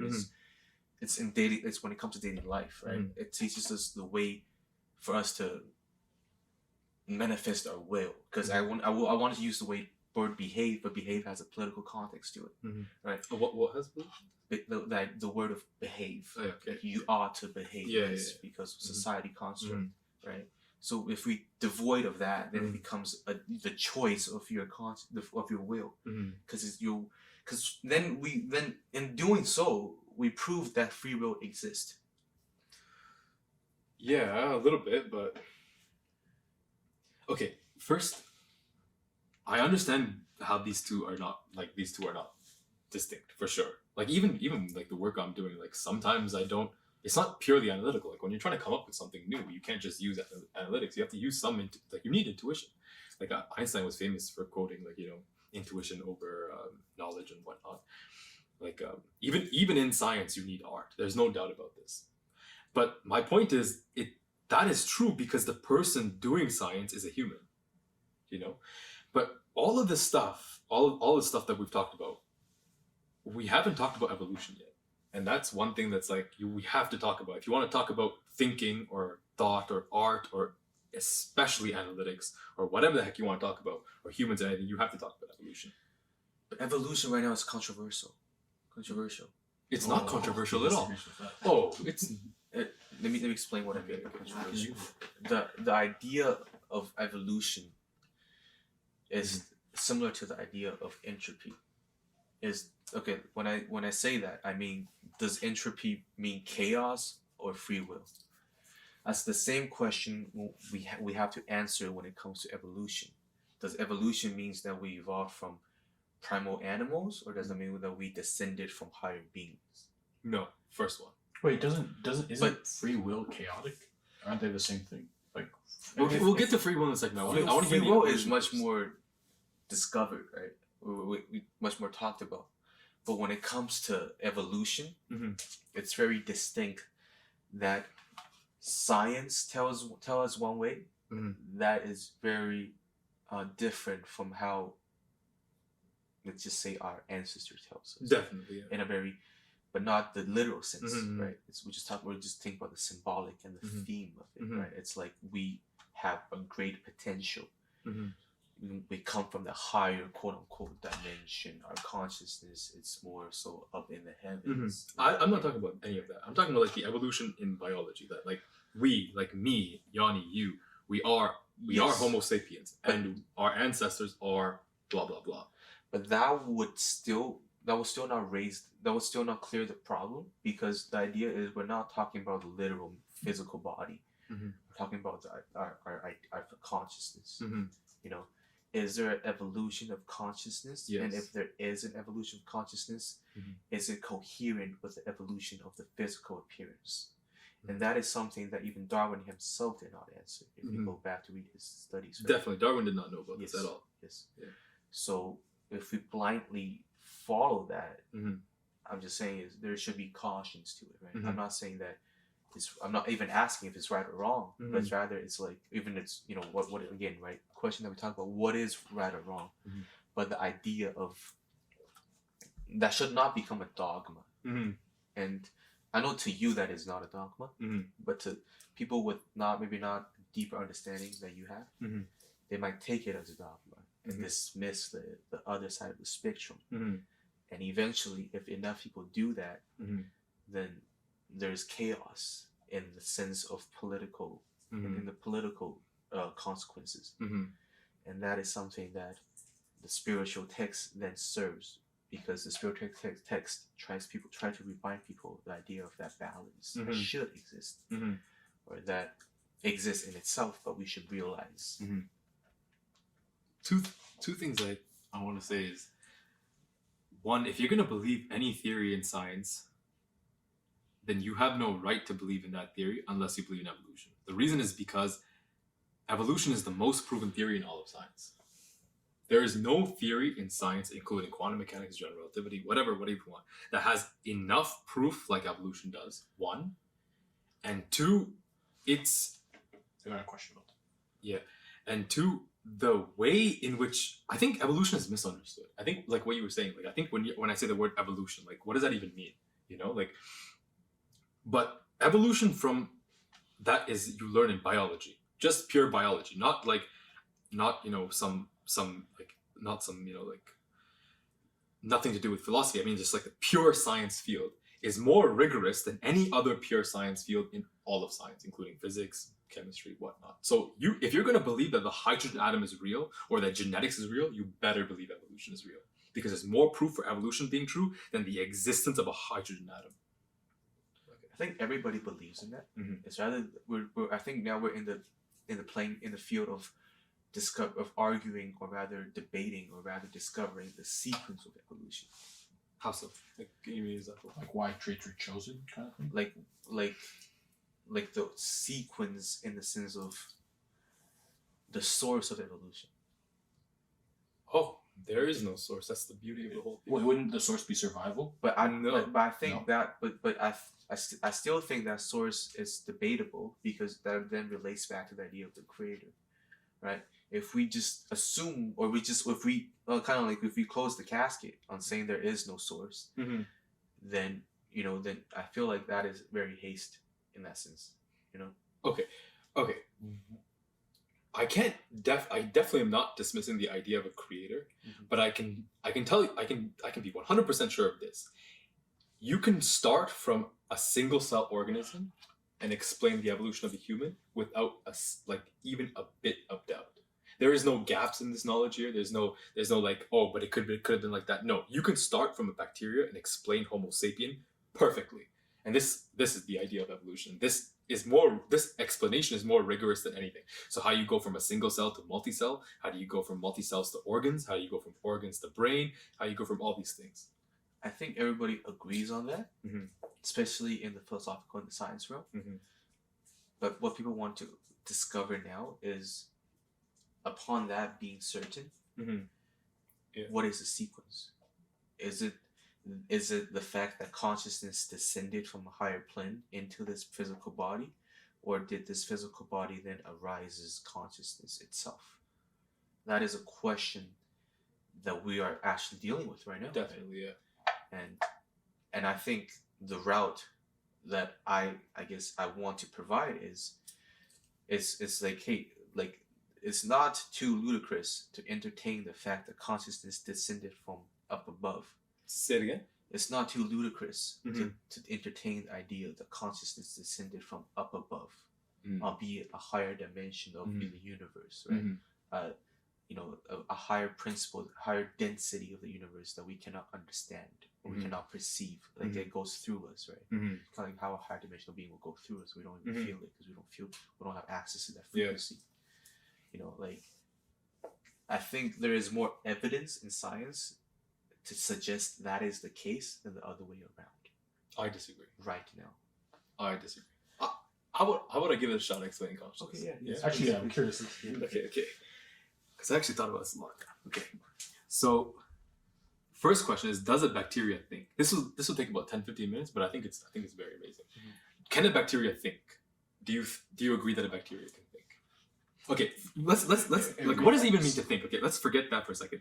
Say I have a bacteria on my pants right now, okay? There's a bacteria right here. And I put a glucose molecule, let's say sugar or whatever. I put it right here. The bacteria will most certainly go and eat that sugar. So you can say, okay, the natural explanation is that, it thinks, right? It goes to this thing because it has some sort of awareness that this glucose molecule is over here, and it goes. Can I ask you questions along the way? Yeah, for sure. Coming up. Like, as a philosopher, I hate the term philosopher. As somebody who Thinks. Philosopher. I would I hate that. I Hate that philosophy. It's like to use the word think is to limit yourself in linguistics. Definitely, yeah. That's why I cut Right. that off. As soon as I said think, I was like, no, fuck that. Yeah, because I hate to be an asshole on it, but we have to be very distinct Definitely. when it comes to our choice of words, Of right? course. Because that's the only way we can communicate our thought the most 100%, adequately, yeah. and our concept can be best understood in the Yeah. most cohesive way possible. Definitely. So Yeah, forget thing. I'll take it Yes. back. Okay. Okay. As soon as I said that, I was like, you know, no, forget thing. So there is a bacteria. It exists. Let's take the perspective that the bacteria does exist. What does existence mean? Let's forget that for a second. Let's assume that existence is true and that what you see is a reality. For example, Yanni exists. This cup exists. Whether this cup behaves the equations that I propose is true or not, I don't know. But the point is, here is a bacteria. Here is a glucose molecule. We know that the bacteria will go to the glucose molecule. Period. Okay. But you say, why? Like, why the heck does this bacteria know to go to the glucose molecule? Why not? Of all the possible ways it can go, maybe it can transport to other dimensions. Who knows? But of all those possibilities, why the heck does it go to the glucose? The answer is charge. The answer is you don't need to invoke anything but electromagnetism to explain this. The glucose is polarized. The bacteria has cell membrane proteins that are also polarized. And so just because of mutual electric attraction, these things happen. In fact, the bacteria senses this via electromagnetic, let's say radiation for simplicity. It's not that simple, but it literally propels its flagella, like its tail, and it'll literally like grind towards it and literally engulf it in its cell membrane. But none of this is explained through anything but just electromagnetism. This is a fact. I see what you mean. Mhm. And is it okay if I ask some questions? Yeah, go ahead. Because I agree with that, and that's even proven. So we're talking about agreeing. It's like Yeah, we all know it's true. Yeah. But it's like that goes back to what we were saying earlier. It's like we're using that one side of the coin to try to describe everything. Mhm. Whereas, sure, that behavior is Mhm. valid Mhm. and it's experimentally proven, and that Mhm. should even just be like a law by now, which it is. It is, yeah. What does that law simplify? But Yes. he's trying to. When it comes to Yeah. No, I know exactly what you're asking. And I'm trying to get to, like, okay, so here's one way of explaining it. Here is another, like, more like spiritual, artistic way of explaining it. I'm saying let's just follow this way and let's see where it takes us without going to this way at all. Okay. Just for now. Okay. And he Of wants to course, show- there is an explanation of this way, and of course, I mean, even if you thought of it electromagnetically, if you thought of it in terms of the equations and like the physics of it, it's still a little artistic because, like, what is even electromagnetic attraction? Like, what the heck is even going on here? Like, from a more fundamental perspective, and actually, it's very beautiful, like from an artistic perspective. But let's ignore that from now. Let's just talk about the analytic perspective and let's see how far it can take us without contradiction. That's all I want. So it'll take a little bit, but I think it's pretty remarkable. So here's a bacteria and here's a glucose molecule, and it goes and eats it. Okay, so you can say for this moment, for exactly this situation, the bacteria did not think. I know that word. I know that word is off limits, but the point is, it will eat it. Period. That's it. There's nothing more to say. It will eat it. That's it. Okay. And you say, what about other processes that happens within the bacteria? You know, how about bacteria digesting the glucose molecule? The bacteria doing this. The bacteria doing that. Every single thing you ask a biologist why a bacteria does, they will explain it fundamentally. If you ask a biochemist, they'll explain it through electromagnetism. The complete existence of a single cell bacteria is explained through just electromagnetism and nothing else. Not even gravity, because the bacteria's mass is so small. So actually, you can ignore gravity and you can ignore the other two fundamental forces. Like, forget those for a second. All you have to do is assume that these four equations called Maxwell equations, you might have heard of them, but it's just electromagnetism, and you just say, assume electromagnetism is true, and then you're done. You can actually explain this. And this is one of the proofs of electromagnetism, by the way. Like, you could literally say bacteria eating this in an exact relationship and whatnot. If you have a random bacteria, or if you have random particles in the jar, do they just form bacteria out of nowhere? No. Or like okay, we'll go Oh. before. Yeah, right. This is obviously we're building up to it, but yeah. So we'll start with the bacteria. Going from DNA to bacteria, or nothing to DNA, particles to DNA, or nothing to particles. That's a whole different topic. But like, I'm just trying to give a proposition of the appearance of consciousness in organisms from a purely analytic perspective. Okay. So it does this. Okay, all that's fine. A single cell, we completely understand in terms of just physics and just analytics and just whatnot, okay. So you say, what the okay, what is a sense? Now we want to talk about like touch. Okay, so like if I touch you, like what does it mean for me to touch my hand? So as soon as I bring this close, what's happening is that the charges of my fingers and the charges of this are coming so close together that they're causing some potential change. What that means is that as soon as these two things come together, my nerve cells on my skin that are actually embedded in these things, when it touches it, it releases an electric signal. What does that electric signal mean? It means that as soon as I touch it, there's some electron flow. There's some physical, actual electron flow that goes from one nerve cell to another nerve cell so quickly that it hits my brain. Okay, but we just went from bacteria to human. That's not allowed. Like we have to go from bacteria to like next simple, and then go to humans. So we'll start with a single organism and say, where did this nerve cell even come from? And actually, my brother is studying biochemistry and stuff like this, and he actually studied this 11-cell organism that actually had a sense. So it's basically, oh, by the way, first let's go from 1 cell to 2 cell, and then we can generalize to N cells. So 1 cell to 2 cell, why does 2 cells happen? Well, it turns out if you have 1 cell, there's only a certain radius of glucose potential reaching ability. But if you have 2 cells, there's a higher radius. So the organisms that survived actually, there were some organisms that actually survived that were, joined. And you say, how do they join? Well, they join by electromagnetic attraction. You don't need to explain this process with anything but just electromagnetic attraction. So it's not like there aren't 1 cells. I mean, there still bacteria exist today, right? If it was true that it's only an advantage for there to be multicellular organisms, that's not true because it's still bacteria alive. What I'm saying is that in certain spots there was, the bacteria didn't survive were the ones that were co-communicating, stuff like this. And this is where like the whole idea of a mitochondria comes from, because the mitochondria was actually an organism itself, by the way, because it has its own cell membrane. There's it's called the endosymbiotic theory or whatever the heck. But anyway, so this idea of communicating in terms of just electromagnetism, just by probability, because there was bacteria that didn't, but some bacteria did. And those ones had a higher probability of survival because when they reproduced in doubles, and they had the genetics that allowed them to be able to be attracted to each other and whatnot. So you can show the existence of multicellular organisms from just statistics and just electromagnetism. This is not like a shock. This is understood by the whole biology community and whatnot. So you say, okay, what the hell? Where does sense come from? Like, what was it? And so my brother was studying this 11-cell organism. It's kind of like a worm, but it's just 11 cells. So basically, whenever it touches something, it has its genetics in such a way that it produces so much electron flow per unit time, so that when it touches something, it it changes configurations like so rapidly that it moves away from it. So is that causation? I wouldn't. Let's wait on causation. Because all this stuff, obviously, they're all related. And all this stuff is so profound, and nobody knows the answer to everything. But I'm just proposing a way of explaining this idea of consciousness. So there's this 10-cell organism. It touches oh, by the way, this was all in the water, and there's a reason for that. I might explain later. But it touches this rock, say. But as soon as it touches that, it creates such a strong electric signal that it changes its configuration, goes away from it. By the way, this was the first nerve cell. This was the first example of sense in an organism, because the bacteria, I told you don't need anything to explain other than electromagnetism. But here, yes, you still don't need anything to explain but electromagnetism, but it's the electromagnetism combined with some very complex statistics that gives rise to the appearance of a feeling. So it touches this and it goes away quickly. It touches something, it goes away quickly. So it's like this. It's like this appearance of an apparent feeling of touch that came from just electromagnetism and statistics. Okay. So, oh, by the way, this is not my proposition. I'm not going to take credit for this. This is some great biologist work and whatnot. But okay, this was the first example of an 11-cell organism that was actually able to have what we would consider an actual feeling of configurational change of this thing based on some external stimulus, which is what you call a nerve cell, by the way. A nerve cell's basic definition is a configurational change in something with external stimulus.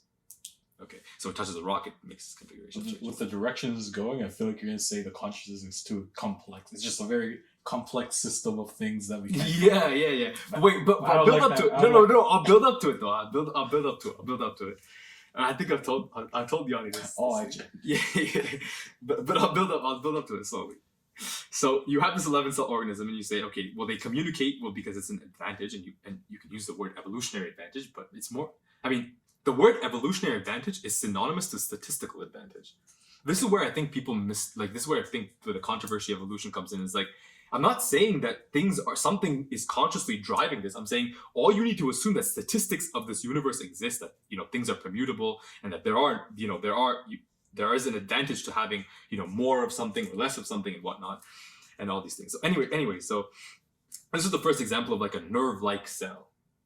And a nerve cell is kind of the same principle. Whenever I touch this, what this happens is this nerve creates such a quick reaction. As soon as I bring my hands close, the electromagnetic forces, or the electromagnetic let's say charge, is getting so close together. As soon as I touch it, I can feel it, because what happens is when it gets too close, it's so damn sensitive that it creates an electron charge that it just goes to my brain. Okay, and if we want to generalize this, okay, so we went from one bacteria, which had no explanation in terms of consciousness, to 11 cells, and you can go from many cells and whatnot. And the point is, all this is scientifically proven. Now, this is my opinion. What I'm saying is, what we call consciousness could simply be just a very complex statistical combination of just this basic principle. And why that's so weird to people like us is because we're so complex. 10 to the trillion is crazy. We don't understand what 10 to the trillion numbers and statistics of 10 to the trillion is. We don't even understand numbers beyond 1. Honestly, I don't even know what it means to have 100 of something. My brain cannot conceive of having 100 of something. And let alone permuting 100 things, statistically changing 100 objects. But we definitely do not understand the statistics of the large numbers. And this goes back to entropy. And by the way, this idea of entropy comes from statistical mechanics and whatnot.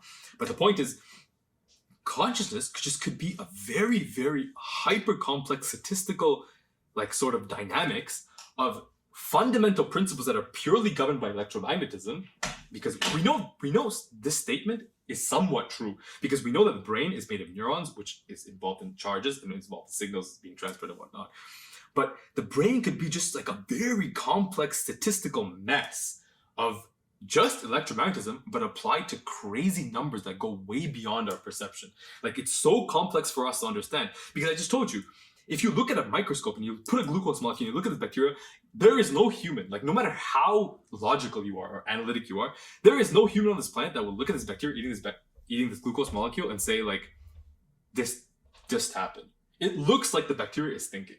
But I told you that that's not true. You can 100% explain that's not true, that the bacteria did not think. So our brains are so adapted to things needing reason, but all you need is statistics and electromagnetism. See what you mean. So to summarize your point, you're saying that solely on the principles of electromagnetism, we can observe and determine and figure out this a law of how causation happens. Yes. And with statistics. Yes. Of many particles. Yes. I think I completely agree with you on that. The point that I will raise from my perspective and my background is just that, although that being completely valid, the question, whether it's more of a question, right? Does that just means these causations, or these trillions or tens of trillions, trillions of pinpoint of these causations, are they just kind of in a sense the idea of the instrument? Are they just the instrument to allow our consciousness to manifest its will, or did that produce consciousness itself? I think what we think of as consciousness is a consequence of this statistical mess. I think we think that we are aware because you ask, how do you know you're conscious? I see Yanni, right? So I think that I see him, and I think, okay, Yanni's my friend. I've talked to him. I've done these things. But you go back and say, at every point, how does this relate to a nerve cell? Well, it's simple. Light hits Yanni's face. Light hits Yanni's face. Absorbs. Complete darkness. No. Light hits Yanni's face at some point. Mine's even fucking darker. Light hits Yanni's face, hits my eye, sends a signal, right? Hits my eye, creates it again, electromagnetic signal that goes back. And this is not some hypothetical. This is not me. This is literally some gods in biology. Light hits my eyes, creates an electromagnetic signal, and it forms something called a memory. So that when I see Yanni again, I go yeah, this is my friend. I know him from last time, and he said this and said that. But saying he said these things, again, electromagnetism, because hearing is the same principle. So would memory still be a piece of information? Yes, memory would still be somehow related to the statistical mess. So let's go back to all the ways I think Yanni is real. Okay, how do I know Yanni is real, or how do I know I'm thinking that Yanni is real? Well, it has to be through this way, because if light didn't hit his face, I wouldn't see him. If Yanni didn't talk, I wouldn't hear him. If I didn't touch Yanni, he wouldn't, like, I wouldn't know he's there. So in my perspective, Yanni doesn't even exist without my senses to observe Yanni. And so everything that Yanni is to me, why I think Yanni exists, is somehow related to this pure physics, where the light hits him, hits my eye, creates an electromagnetic signal. He talks, it hits my ear, creates an electromagnetic signal. I touch him, or he, whatever the heck, electromagnetic signals. I agree with him. I agree with you 100%. Mhm. I just think that it's only one side of the coin, being that it's only the material universe. Yeah, the but behavior of the material universe. right. So what I'm trying to explain is, like, to ask, not even say, but like to ask, why do we need, or where does the need for of a non-materialistic universe even come from? So a supernatural universe or pseudo-physics universe, where does the need, like, what is the justification for believing that's true? And you say, well, consciousness, that's one very good example of why you need that. And I'm trying to explain consciousness without that route. I'm trying to explain that here consciousness is an example of something that, you know, says, okay, because consciousness is true, there is this non-materialistic universe. Because consciousness seems like something that's not physical. But I'm trying to say that all these reasons that you have for believing in a non-materialistic universe could be, I can't prove this. If I could, I wouldn't be here. Like, I would literally win the 10 Nobel Prizes, most famous person on the planet. Like, obviously I'm not saying I know the answers, but I'm saying here is an idea where you can explain the non-physical universe with just the physical universe. And one definite question you have to answer is, where the heck does consciousness come from? And this is my attempt at answering it. Let's quickly go back to, like, this whole thing about Yanni hitting me, like, Yanni hitting me. You know, I know that. I feel like what we're trying to do is to merge materialism and idealism together. Yes. Which is actually, you know, what's very interesting is that's what the Buddha talked about. Did? Yeah. I've never really studied that. Being Sri Lankan, are you familiar with Buddhism? I thought it was Indian. A little Yeah, bit. I think Indian. Whoa. Oh, no, not you. I meant Buddha.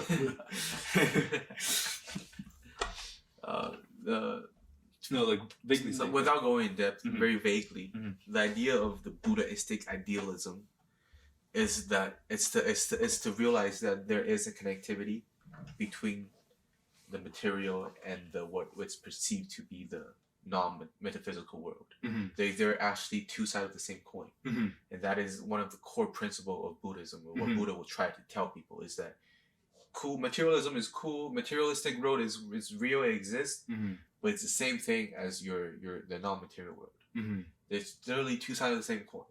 Mhm. And I think we're at this we're at a point of evolution of ideas now, Mhm. where we can very maturely analyze these things, Mhm. right? Because before, the reason that metaphysical ideas became religion and became a political dogma, propaganda rather, is for people to take advantage for their quest of power and dominance. Yeah, right. It's because there is no way of scientific proving. Right? Mhm. You can say one thing and you can manipulate that idea. Yeah, right. So you can divert from Mhm. the teachings of Buddha, of Jesus, of Moses, Right. of Muhammad, Mhm. right, of Lao Tzu, of Confucius. You can divert. You can like revert from that. You can go far as you want. Mhm. Nobody can really correct you on it Yeah, right. because it's so open to interpretation. Right.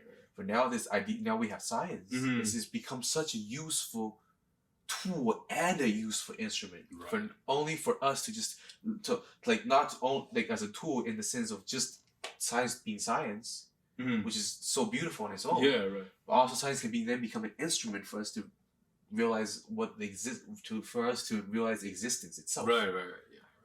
Right? Because the existence itself is much bigger than science. Mm-hmm. But science can be such a crucial piece to that. Mm-hmm. It can then become that instrument. Mm-hmm. And you know that, so in a sense I feel like we're talking about the same thing. Mm-hmm. And we need each other because both of us is equally valid in that sense. And not saying me, you and I, rather No. two perspectives that are trying to entertain, right? Like because we both agree with each other. Mhm. Like we don't, you know, these ideas are very valid. It's like we need each other for us to kind of keep each other in check, From a social perspective. and from actual perspective. What do you mean actually? Because then if you don't have science, then you know, like, how are you gonna literally prove it with, like, you have to be able to just to do it with science and just to do it with like metaphysics. You know, you have to be able to do it with one side first, then you have to also to combine them. And that is, you know, that's very interesting, because as a singer, that's the idea of singing. You have to sing. You have to know how to isolate your chest voice, which is the high frequency of your voice, and isolate your falsetto, which is the stretching of your hypothyroids. You have to be able to stretch it so you can hit the notes. You have to be able to know exactly what it is on both sides, and you hit the notes exactly on every part on just using one. But you can't sing if you're not using both. Definitely. But I got a question for you. So you sing, right? So when you're hearing music, let's say, or when you're producing music, because you actually fucking do that. Like, from my perspective, when I hear music, but from your perspective, both, what distinguishes something that you like versus something that you don't like? You see, what is good or bad? Like, that becomes very analytical. It's become math to me, right? Because math represents the ultimate beauty, right? Like, what is beautiful, like geometry, right? Geometry, which I'm not convinced is actually real, but okay. But even if it's not real, it's perceived to us as it is. Wait, you have reason to believe it's not real, or you just like you can't know if it's real or not? Like, what do you mean by you don't believe? Both. I mean, you have of course, reason to believe it's not real. Yeah, both, of course. Because the second one, I mean, the second part, I think is easier. Like, maybe it could be real, maybe it could not be real. But my point is, like, I think I was talking this earlier. Like, how do you even know it's real? Like, how do you even know, like, the way you're thinking is real? But going back to this, I want to finish this note. Like, so you hear something, okay? So you're saying, okay, because of it's like mathematical or whatever, it's nice. But what about an explanation of what makes a good song from a non-analytic side, from an artistic side? Like, you feel it's good, right? Because when I'm hearing music, like, obviously when let's say if Yanni was singing or like you were singing, obviously I'd prefer you singing, right? No, I mean, I've never heard you sing. Are you crazy? Actually, I haven't heard Yanni sing either, so I actually don't know. But like, I definitely like, there are good singers. There are people who can sing. There's people who can't sing. There's people who can draw and people who can't draw. I'm not saying you may not learn it. That's a whole different topic. But like, my point is, art exists, and we as humans collectively agree that this is a good art or this is a bad art. Maybe there's some subjective variations. Like, okay, maybe one person would say this is a bad art. But overall, if I draw a fucking, like, you know, if I drew a girl and like you drew a girl, I'm pretty sure most people would like yours better. Okay. Can you draw actually? Yeah, I draw. Okay. Well, yeah. I definitely can't. So people would look at that and say, okay, for the most part, let's say 90%. But that comes to aesthetics, right? So aesthetics is very distinctive but related to beauty, right? Aesthetics produces beauty. Yeah. Right. And aesthetics, and its core is geometry. And that is idea. Do you believe that? Do you think that? Do you really believe like that? I'm very Greek when it comes to that idea, bro. I don't know if that's true. I think the Greeks really understood that, right? They really understood the idea of aesthetics, and that's why they were so focused, so fixated on sculpture. You know, the idea of sculpture is really to portray the geometry in the most. Because that it gets very spiritual, because to me, the way I perceive it is like the Greeks realized geometry. They then apply geometry into art. They then apply it specifically into sculptures, and sculptures manifest humans. It's the most exact copy, but in most cases can be very abstract. It's the most exact yet abstract copy. So like AKA the middle ground is the best middle ground for something that is created, right? Because even when you say the evolution, we can still use the word being created into evolution. Like, one cell created two cells, two cell created then two cell. Yeah, right. Like, you can say it produced. Yeah. But to produce is also implied to create. Right? Even to manifest, it also implies to create. Like, we cannot avoid. That's what the card really means. Like, we can't avoid literally when it comes to linguistic now, to create. Right, we can't avoid to create. Even science, in a sense, you might not think of a creator, or because science is kind of like it's art in my sense. It's the art form of describing the creator without ever mentioning the creator exists, and that's very Hindu. I don't know if you're familiar with it. I am familiar with some of that stuff, Yeah. but I think if I had to pick one religion to get rid of, it would be Hindus. What? Because there's just too many gods, man. Like at some Oh. point, you just gotta draw a line. Like But Hindu is kind of like the extreme Greek, right? Because Greek came from that. The Greek came from Hindu. Yeah, that Yeah. might be true. in Yeah. Indo-European, Greek is really the merge between Europe and Hindu. Yeah, And it's really like if- temporally that makes sense. Yeah. And if you really think about it in a much more historical sense, the only two civilizations that exist that is very distinctive and different is the West and the East. Yeah, right, And the right. East is more abstract.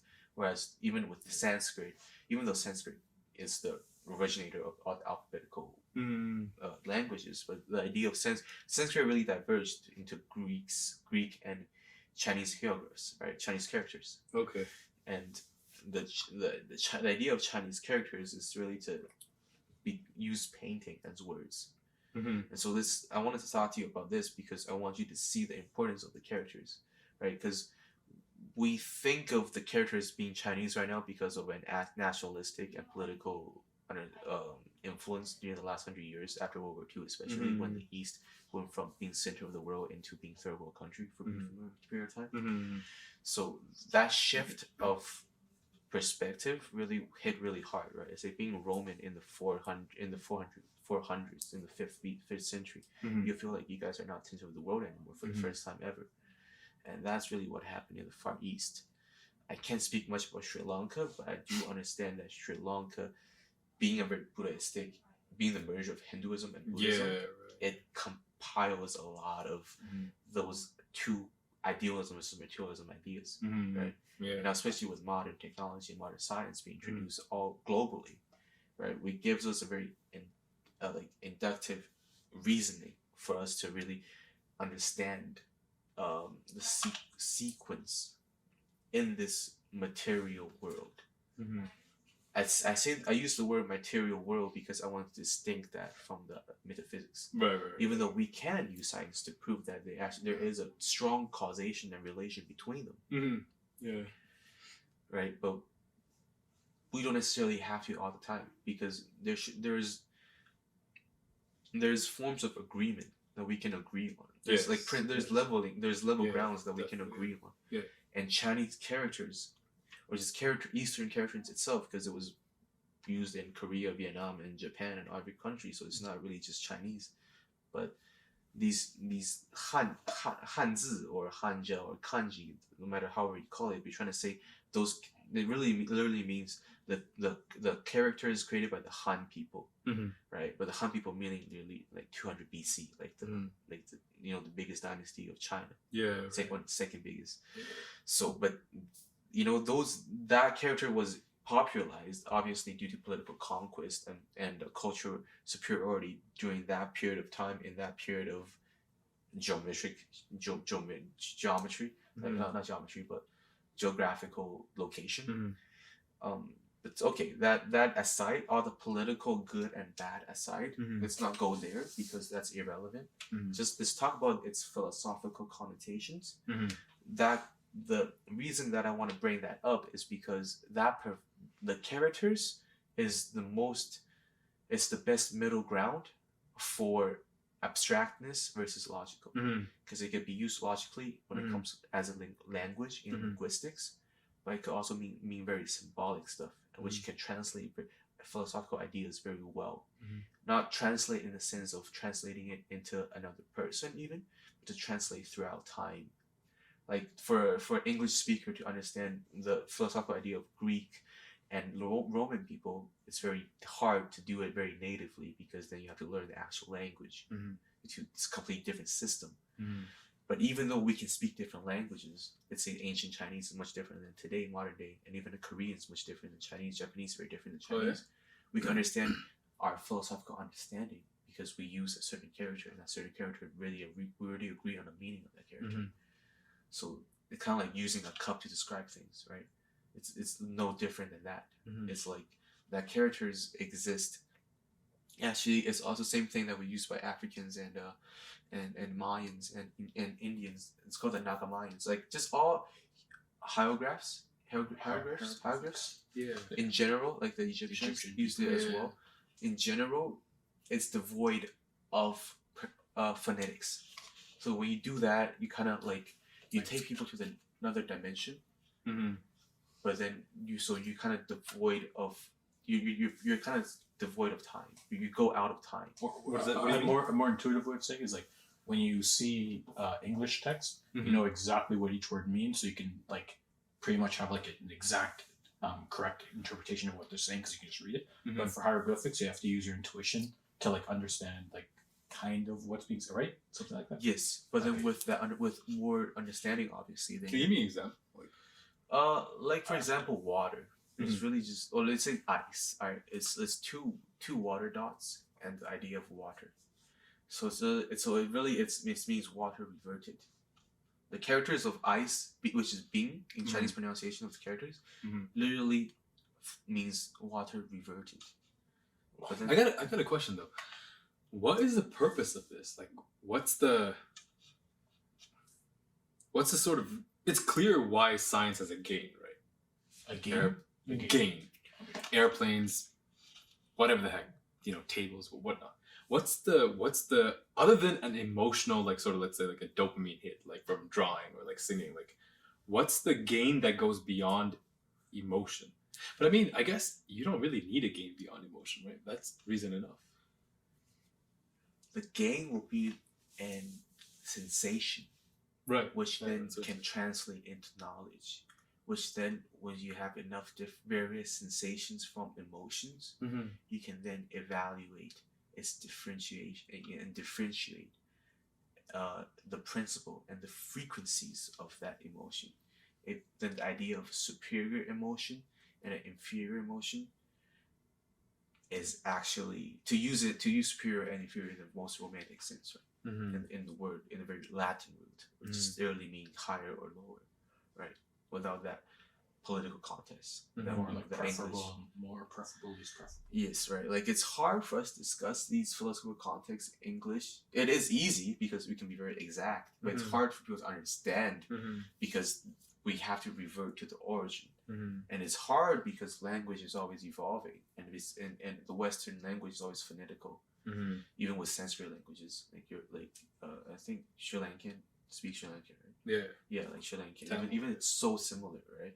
But then it's because the use of word really changes throughout time. So the best way to avoid that, I think subconsciously, our civilization realized you have to find another method or delivery in another dimension, like a visual dimension. Like let's say this painting of Kanye West, right? I was talking about this earlier. Yeah. It's amazing. Even like 1,000 years later, we'll still know this. It'll still mean the same thing. It doesn't change. You might call Kanye West some different names in a new language, but we will still know that it's Kanye West. It's representation. Yes, and that's what the essence of the characters mean. So in that sense, if we have a philosophical development or a discovery, we can just put it into characters, and that will just stay on. That discovery will stay on forever. It won't get changed or manipulated throughout time. It could, but people will always revert back very intuitively because that really exists. Doesn't have to. You might not have to do like a extensive research on it because it would be very intuitive. You can just literally like the idea of ice, right? Like you will know ice is water reverted, or like the idea, like the character star. It means sun and birth and life. So literally, it's like the star literally means a sun that has life. That might not be scientifically accurate, but it's philosophically symbolic, much deeper than if you just say star. For a non-English speaker, what does star mean, right? But for the character using civilizations, we see that star. You can speak Korean, you can speak Japanese, you can speak Vietnamese, you can speak Chinese, you can speak Mongolian. Okay, I get it. Star. Okay. So sun and life, a sun that produces life. Wow, beautiful.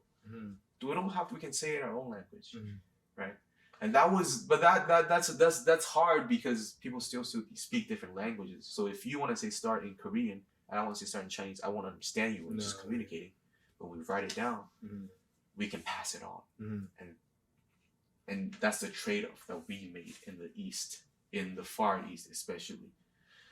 But now I think. Do you think it has having any science, weaknesses? Oh, sorry, you go. yes, it does have specific weaknesses because, for example, when we were getting invaded by the Westerners, by the colonial powers, you know, we couldn't galvanize in time. Couldn't what? Galvanize. What is that? What is that? Like we couldn't unite and realize that we're the same civilization. We come from the same background because you speak Korean, you speak Japanese, you speak Chinese. I don't understand you. You're so different from me. And then most people who couldn't, because these characters were only meant to be legible by like people with power or influence or money, right? Even in most places, and the level of legibility was very low. It was designed on the purpose for control, because if somebody understands such deep philosophical meaning, then they're a free spirit. They're a very free mind, right? They have idea to determine and make choices very adequately. They might not necessarily need to listen to the government anymore, and government at that time wanted to stifle dissent, so they consciously stop people from educating them. Yeah, I think the same happened in Catholic churches, right? Exactly, right? Right? To The not same thing want happened with to read Catholic churches. the Bible, to not to sure. misinterpret the words of Jesus. Mm-hmm. But the Coptic Church in Ethiopia actually preserved a lot of original materials. I don't know enough about the. The heck, you call yourself a Catholic? Yes. Wow. The Catholic is different than Coptic, you know. Wait, what are you saying? Coptic? Coptic. I don't even The know. Coptic Church of Ethiopia. Are you talking about that big cross church? It's like underground. But it's the main Christian church of Ethiopia, which is the oldest tradition of Christianity. So, by lineage, the Ethiopian one is the oldest. That's most Hebrew, close to the Hebrew idea of Jesus. So the OG Christians. Yeah, exactly. It has Wait, all the Ethiopian. non-canonical Bibles that Probably what this the is. Catholic Church took out, like the Book of Enoch, I think the Book of Enoch was in there, but all the Dead Sea Scroll books that was supposed to be in the Bible by the early Christian before the Christian became a state religion, before it became politicalized. So the Christians who want to just contribute to humanity in that sense, because they have no power, they're so far away from power. They had these books and ideas was then taken out by the Roman Catholic Church, because the Romans still being Roman, right? At that point, Roman culture was decadent to a point where the idea was about controlling Europe and controlling their perception of the world, right? So that's where Wait, Black Jesus comes from. So you're saying the whole of the Bible, or the whole formation of the Bible, is just a power grab? It's not just a power Because grab, they but it's majority remove certain things and.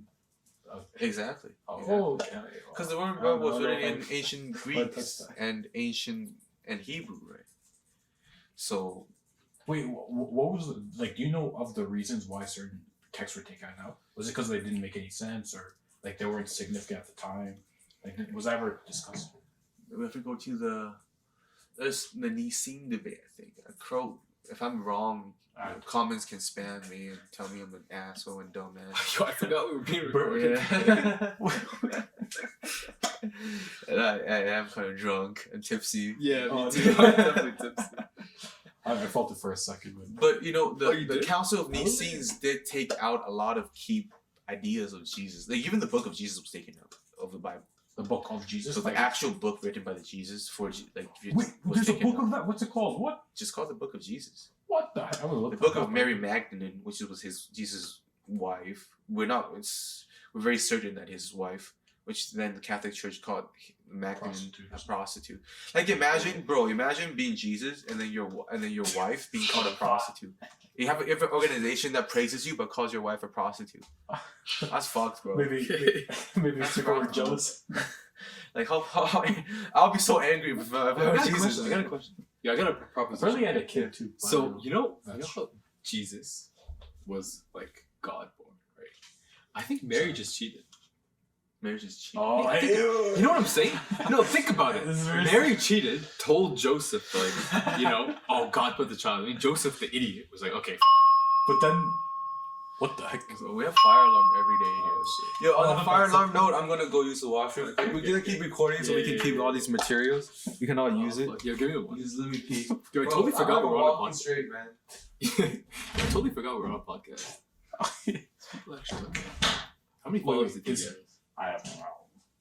Wait, is it gonna be like edited out or something, or you can't do that? No, you can't. Why not? No, I wanted to ask you for something. I wanted to ask you a question. Was it about the Bible part or the? No, yeah. What's your opinion on the need for, let's say, an artistic perspective versus an analytic perspective? Like, why isn't an analytic perspective enough? You know what I mean?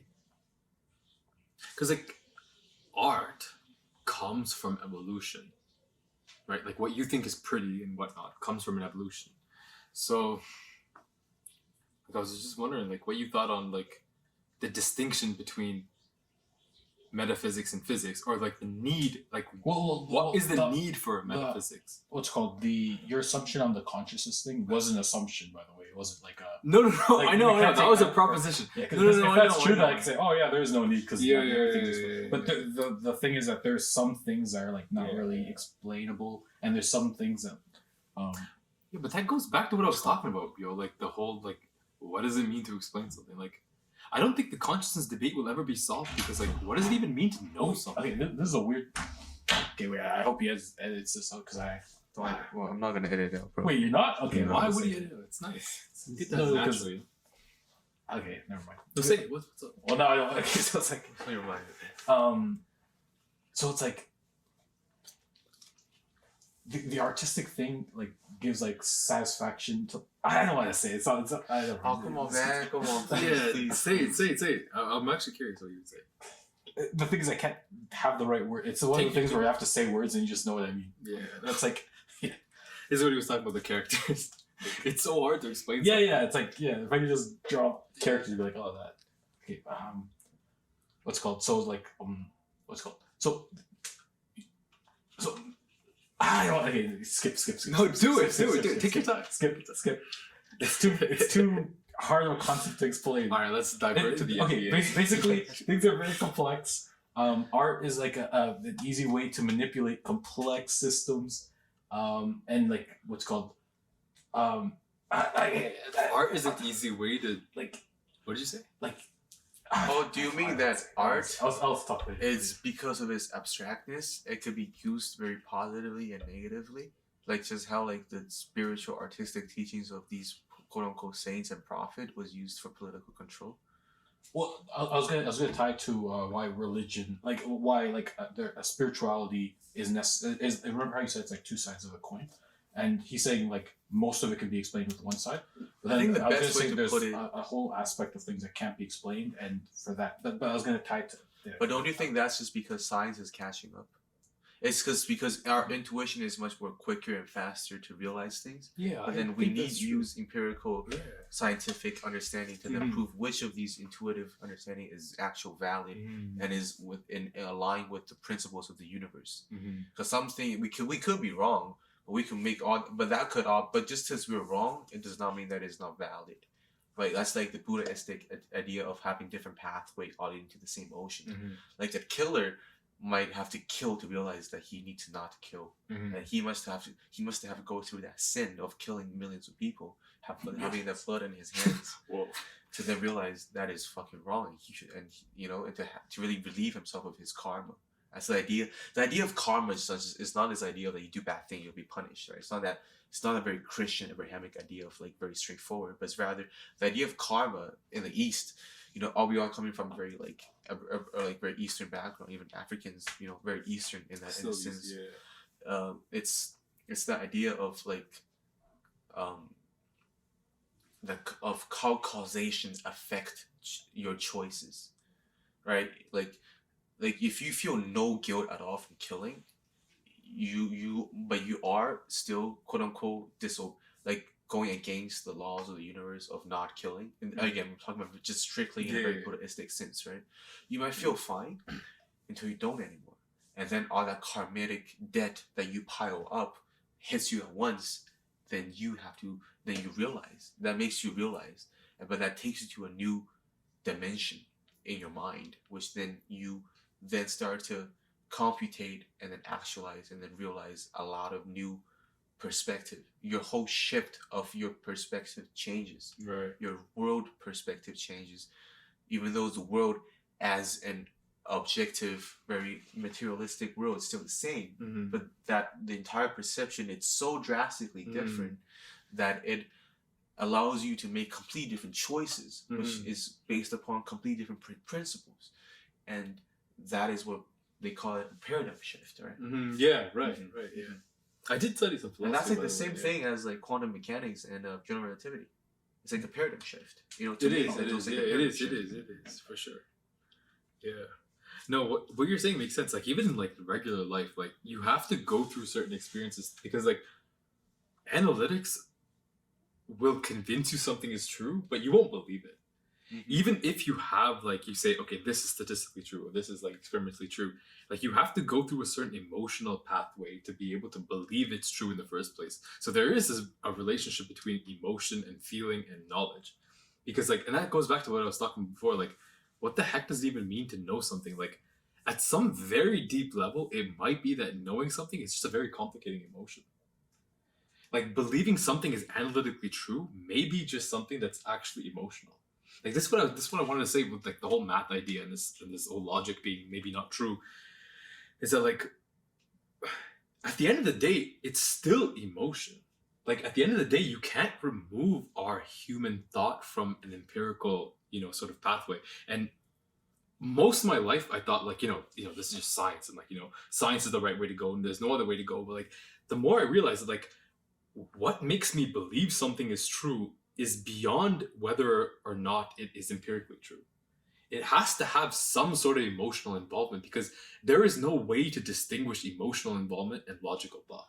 Yeah, just because you acknowledge the empirical truth does not mean you realize the consequence of how it got to that truth. Definitely, to begin with, right? And that's what I was saying earlier. It's like the idea between realization and acknowledgement. You can acknowledge that's true. Just kind of like as somebody who might acknowledge universal love that was preached by Jesus to be true. But he might not actually realize the importance of universal love until maybe, he has to go through a certain event that may be abandoned by his loved one, but being alone, and then doing shady things, quote unquote, societal shady things, and then realizing that's not the answer, and eventually finding, oh, maybe love is the answer, because that makes yourself feel much better. Yeah. Right? To come approaching that spirit.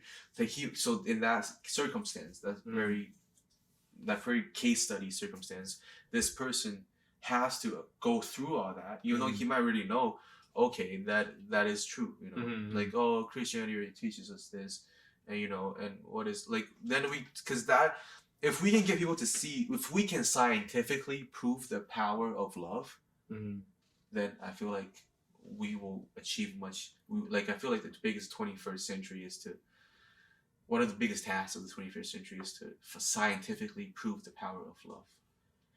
Because different powers do exist, right? And like giving examples. Like power is such a general term. It like is, gravity is a power. Yeah, in a sense, yeah. Right? Like the idea of like gamma ray is another power. Do you mean like love? Like love is like the most preferential like thing that a human can have towards other people, kind of thing. Not just that. Like they'll put them in the most preferential position. What do you mean preferential? Like, if you kill a bunch of people, then you hate a bunch of people, whatever. Then people start to hate you, and then you'll have like a negative experience with your community and stuff. But then if you do the love thing, then they'll be like in a supporting community, and it's just preferential to the hating one. For most individuals. Like right now, my perspective is because we realize entropy exists, but we don't realize the causation of entropy, and we don't realize the reason of entropy. And from my study and research of spiritual and ancient text, is the idea of entropy is the same thing as the idea of free will. And the idea of free will is a consequence of it's a byproduct rather of the principles of universal love, which is very Christian and Christ-like idea. They call it the Christ consciousness, because to have the Christ consciousness, there's nothing pseudo about it. It just literally means to possess the potential of universal love, which all of us already encompass already. And that is the Buddhistic sense of that, hey, we all have it, but to really actualize and really to be it, not to just say you realize you have it, but to actually be it. And that is to become Buddha. And then Islamic idea is, okay, now we realize universal love exists. We realize the pathway of becoming that exists. How do we get there? And Islamic provides the idea of we get there not by overly analytically thinking, but we revert back to that original idea. Because the original idea is always the most pure idea. It's the idea without contamination. And then I feel like science, what science can really provide in this field context then is that how do we do that? How do we scientifically make sure that is done the most efficiently? You know, and how do then reverting back to entropy is like, how do we distinguish chaos and free will? If we can distinguish that, then we implies that there is a sequential order of the universe, and that sequential order of the universe could be what Christ said was universal love. So you do believe in free will then? Yes, because you determined? I definitely believe in free will. That's very depressing. Very depressing life. Because I feel like it's a Quantum paradox. mechanics, doesn't that like kind of mess up determinism? He's talking about determinism, where it's like, I feel like free will is a paradox. It is a paradox. I mean, if I knew the answer to free will versus determinism, like, come on. Like, It is a paradox. like for you sure. are determined by your will. You're not, you know what I mean? Like, determinism still is true. It's just not complete. And the idea of the Western understanding of free will is also true, but it's incomplete if you don't add the idea of chi, of the instrument, you know? Because you still have to realize that you are manifesting your will one way or another, even though it might be societal construct, scientific, chemical understanding, but somehow you are manifesting your will. And that manifestation itself is provided with options and choices. And you know, one can say that those choices might be confined to a certain limit, but regardless of that certain confinement, it is still free for you to decide which choice you oh my take god, you're within saying that. that. I used to say This is exactly what Yanni thinks. Yeah, This is I used to exact say, way Yanni even thinks. if determinism was true, like there's only one way that everything will go, whatever. In the moment, since the future doesn't exist yet, your limits are still like free from your perspective, because you are the perspective of your reality, so it's still free will. But even if determinism, I would But- use Hegel's idea but you said to it's try much to more remind crazy. you that future already exists, and history is determined, not by, you know, it's determined. So it is determined. Determinism is right. Like, it's not wrong. And I feel like we're arguing about these things because we really don't have, people feel back then we just didn't have internet. You know, like, if you have internet, you just compare two ideas, you find the and just ask ChatGPT about the similarities between these two ideas. I've been using that a lot recently, by the way. And then it's like, oh shit, you guys talking about the same shit. You know, it's like, got it. Now let's move forward. You know, like come on, man. Like, I feel like it's just like, it's the same stuff, the same quote. Really, like, It's hard, man. It's so easy I to know, agree I know, on I know. things. Then it's just like, it's just agree on the things we agree upon, and the things that we don't agree upon. Let's find the reason why we don't agree upon these things. And when we try to do that, we realize, oh shit, it's just because of construct and ideology. Right. What is behind that is actually still the same shit. Yeah. You know, to put it very vulgarly. I think all of this comes down to the idea, like, what do you consider like real? Like, what is real? What is thinking? Like, what is even like asking consciousness, what? right? Yeah, but like, Wait, would you say something is true? Well, okay, wait. So you know, things can be true. Okay, so let's say we're in an objectively true universe, whatever, and we can only examine subjective things. If we make subjective systems and then test things in the objective universe, and it follows a subjective system, it's like true. Okay, no, it's still not objectively true. It's just subjective. Okay, so all of physics is subjectively true. Subjective. in a sense, because like, what do you even mean by this is falling?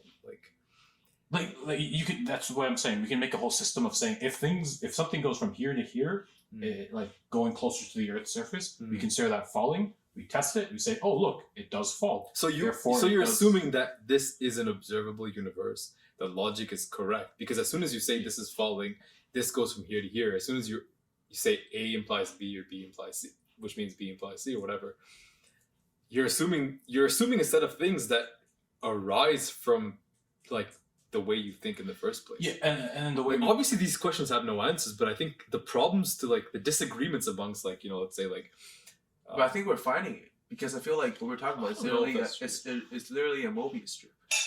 a Mobius. it is kind of like a Mobius strip. Like Explain you what just that go is real quick. Like it's an Great. observerse. It's an observable universe, but also an interactive universe that you can interact directly with. So it's like two sides of the same Mobius. It's like the same strip. That's just but you twist along the way, but you don't even realize you're twisting. Kind of like when you observe in quantum mechanics, when you observe, I think photons, right? Like when we light and then it goes to a different direction. Mm-hmm. Yeah, what is specifically called that? The You're talking about entanglement. like when you observe it, Mm-hmm. then your the location or the spin is in the it's then become you can't determine you only can determine one or the other. Yeah, I think you're talking about like the collapse of something called the wave function. But Yeah. It's a superposition. I think you're Yeah, talking yeah, superposition. Yeah. Like it becomes a superposition of the Mobius strip where like you just when did I do that? You know, you don't even realize when did you do that, but it just happened. Wait, what's a Mobius strip? You didn't say what It's a that is. topological structure. It's basically like Mobius. oh, by the way, the Mobius structure is still related to 1, 2, 3, 4. Oh, It's actually crazy. Like uh-huh. all of geometry, all of calculus, everything comes back down to the group theory. But anyways, okay, it's ridiculous. Like when I learned it, number theory is fucking ridiculous. Is it the like inside out line? Yeah. Like, okay. Oh. You go straight, but somehow you're at the backside. Like you go forward, but somehow you're It's like supposed to be like some 4D thing or something. no, Or it's is it just like 3D. You can make is it it out of possible? paper. That's not possible. It is. You can create a topological structure like that. You just have to draw a straight line, just keep going straight, and somehow you're at the back, and then you go one more loop, and you're at where you started. Oh, just You can imagine it. twist Yeah, and yeah. close Just it. just twist it and close it. Exactly right. Take a straight piece of paper, twist and close it right. It's like DNA, right? DNA is helical. No, because DNA keeps winding. No. DNA keeps winding. Even like bacterial DNA is circular. Mhm. It's not like the helical like the one we were used to, but even in that circular, it's not helical in that way. Okay. But But it's very interesting because there's theories about how RNA relates to the DNA, like how RNA creates the DNA. yeah, I mean DNA is just like double-stranded RNA, right? But where do RNA come from? Might come from a more theoretical perspective. Yeah, so this is the other one. Remember when I was talking about the bacteria thing? I was like, don't ask me about like what happens before the bacteria. But I mean, you can. But the general consensus amongst the scientific community is that like, so what the heck is RNA made of? Like, what the heck is DNA made of? Like, you know, like you have like a sugar group and like a phosphate group and all these like different molecules. And like, the point is you have to create a structure that can replicate through some protein. That you call that DNA polymerase or RNA polymerase in this case. And it turns out the best hypothesis you have for the creation of RNA was lightning and water. Because that's the only way you have enough energy to be able to create like, let's say you have like a whole bunch of phosphate, a whole bunch of sugar groups and a whole bunch of things, which naturally occur in water, by the way, that just random chemicals and whatnot. But if you want to join them together in a very specific way that you have a protein that actually like replicates it, it turns out you need some sort of energy input. And temperature is not a good enough explanation because like as you increase the temperature, you would make it more unstable. So they wouldn't actually bind. They would actually, you know, they turn to, like, you know, you go from solid to liquid to gas. They go apart. So the only way you need energy input, and it turns out that the best hypothesis, and this is like a very good hypothesis too, because back in the day when the Earth was like forming and stuff like that, there was like a lot of lightning showers and whatnot. So actually, RNA was formed by lightning and water. Probably. Yeah. Oh, that's It's well, what do you mean prove it? Like it's not like we don't have video footage of that happening like millions of years ago. But Like, can we recreate that? right, so that's what they're trying. People are actually trying Oh. but he's cutting edge, man. Like as much as I love physics and like, but biology is really like the heart of science. Like if you really think about it, what? yes, No, physics is the most physics is the fundamental. heart. No, it is. I know. From a mystical and a philosophical perspective, biology would be best represented as the manifestation of the consciousness. Because I would go the other way around. I understand what you mean, Mhm. and I think that might be true. Just because like you can't go up and you can't go down. There is no. It's two sides of the same coin again, Mhm. right? Like there is no right or wrong in that. It's just like, how do you choose to approach it, right? Do you want to count from 100 to 1, or do you want to count from 1 to 100? At the end, you still get the same numbers, right? This is when you do a reverse, you realize different things.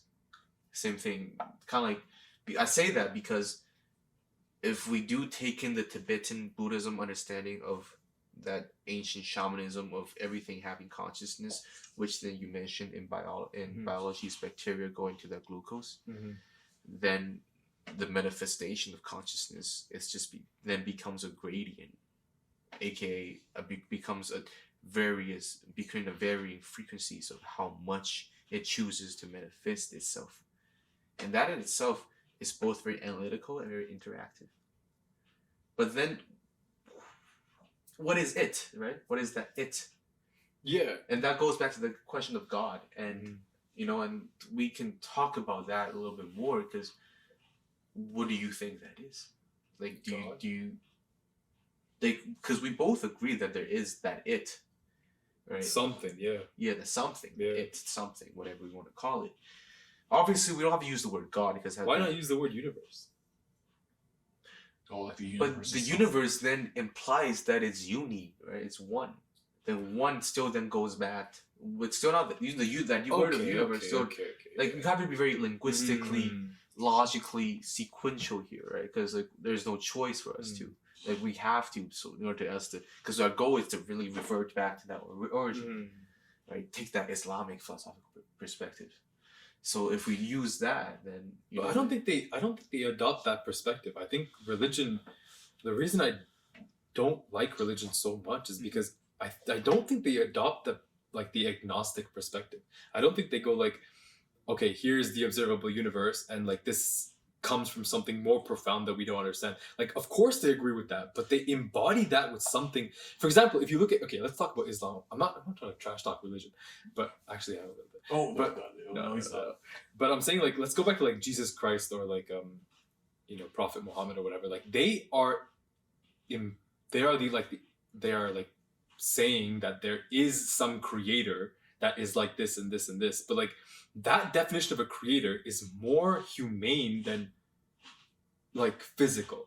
Like, when you say universe, I think when you're saying creator, I think you're thinking of something profound, but like you're not thinking of some embodiment of like a human form, or like involving human principles, or involving, like, for example, you say he is, or like, first of all, the word he is crazy, because like he evolved. But anyways, we're hermaphrodites. Like, we evolved from hermaphrodites. But okay, whatever the heck. There's people that debate about who's a guy, it's a girl. No, it's not guy or girl. Like, that doesn't make sense. Okay, anyways, forget that. It's like, this person is compassionate. Compassionate is an emotion that evolved. It had specific evolutionary advantage. So like, there's no way you can say that this entity is compassionate, or this entity is all loving, because all these words you're using are evolved, and they're already implying this is some human, like, humane sort of person. Where did Wait, but why? From? I'm like, because we both understand that evolution. We both follow the patterns of evolution, albeit through a mystical or scientific sense. Because when we both believe that these are the two sides of the same coin, but once we agree upon that, then let's talk about the coin itself. We already identify the properties of each of that coin. We both We both agree that there is a coin. Do you agree that what's called the spiritual side of the coin even exists? No. Spiritual might be more too humanistic. I would just use the word metaphysical or mystical. Right? Oh, okay. Even metaphysical might be the best. I wouldn't, because I feel like you. No, I disagree with that. There is an equivalent side that's metaphysical, but I cannot disagree with the fact that you can distinguish between physical and metaphysical by thinking. That's all I'm saying. Because as soon as you think, you're done. Because you're already assuming. You don't have to think. How can you come up with say something that's not? You can feel. Okay. By thinking, I mean like using your brain. Exactly. That's my. But you don't even have to use your brain. In that sense of using your frontal lobes, you can use different parts of your brain. Just like when you're on psychedelic experience, you still use your brain, but you shut down your frontal lobe. Yeah, but Therefore, you're open to more information that you might not be able to access when you're just using your frontal lobe to think. right, but you're still using your brain. But the brain's Even still when you're so high on big, weed, man, like you know? even when you're fucking baked as fuck, like you're still like But thinking. what is using the brain? Like, I would say personally, right? You can correct me if I'm wrong. I'd rather want to be wrong because it just provides me more perspective. I would say consciousness is using the brain instead of the brain is producing consciousness, which is the mainstream scientific approach. And I feel like that's why we have so much problem in Yeah, I discovering.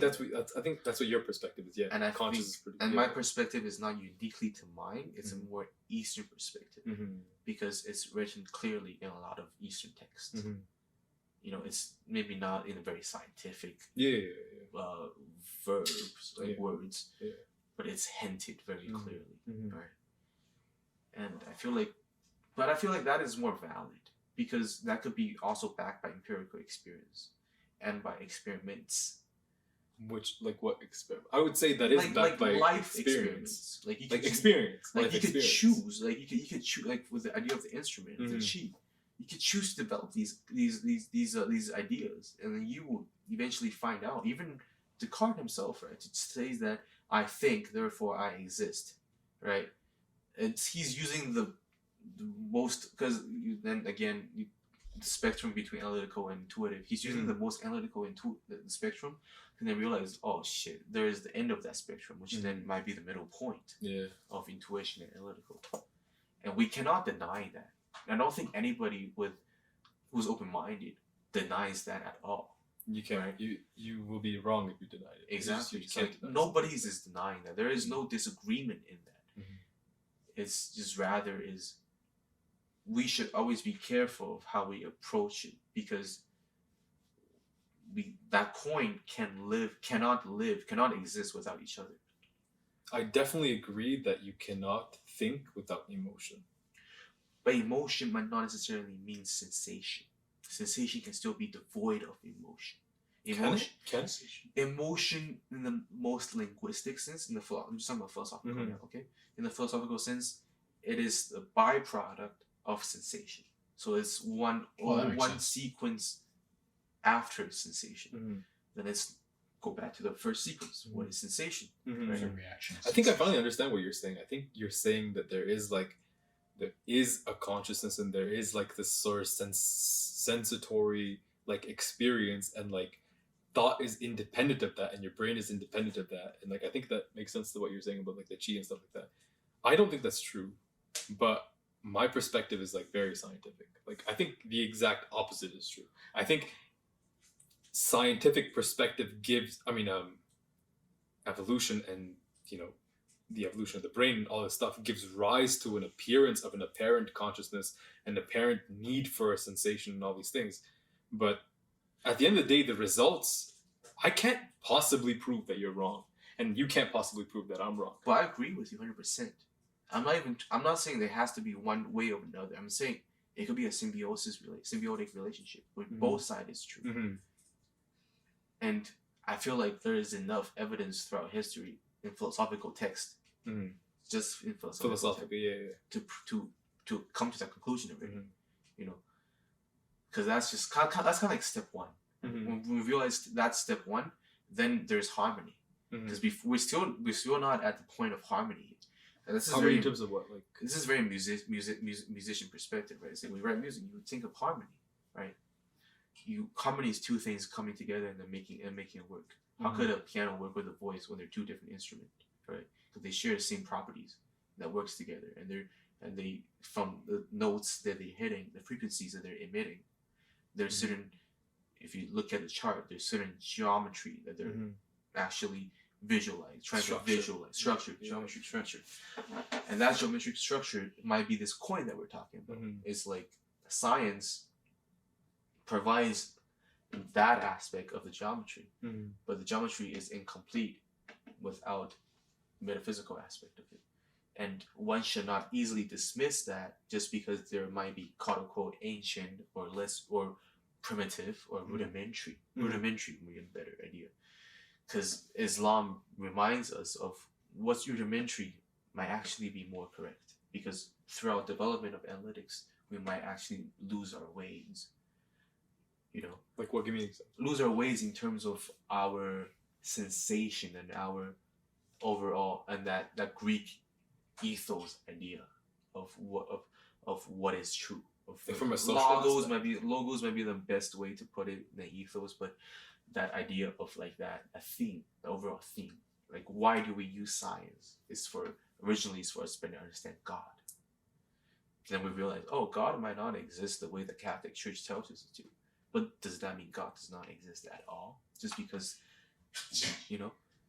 the Roman Catholic tells us God probably should be like this, and we realize there's something else. But how do we know that Roman Catholic's God is actually the real God to begin with? Mm-hmm. And how do we determine what is real? Yeah. Right? But then the Eastern philosophy provides us is it's not important to determine what is real. It's important to determine what is the causation of reality. This stuff is complex, man. Yeah. Well, it's actually very simple because it does have it's there's a root to it, right? What do you mean? Like there is a root to it. Like we can just use. So again, I'm approaching much differently, but we're talking about the same thing. Mm-hmm. So I'm just saying now if we don't use science for the sake of not using it to develop ideas, we can use history and linguistics and philosophy to take us back to a very rudimentary societal times, humanistic times, where shamanism provided help to humanity. And the core essence of shamanism was about interactivity between nature and humanity. And that idea of interconnectivity, it is idea of a symbiotic relationship between nature, quote unquote, universe, quote unquote, maybe let's say one would say God, to human itself. Therefore realizing that we are a part of the universe, aka a part of God. And then using more developed philosophy in the East, especially by the Chinese and the whole Chinese character using countries to emphasize on the idea of consciousness. Because Chinese civilization, I would call it Hua. Hua is about everybody coming together. So the whole Hua civilization that's incorporating the entire Chinese character using world, we realize that there must be a point where consciousness manifests its will, but we do not call that point God.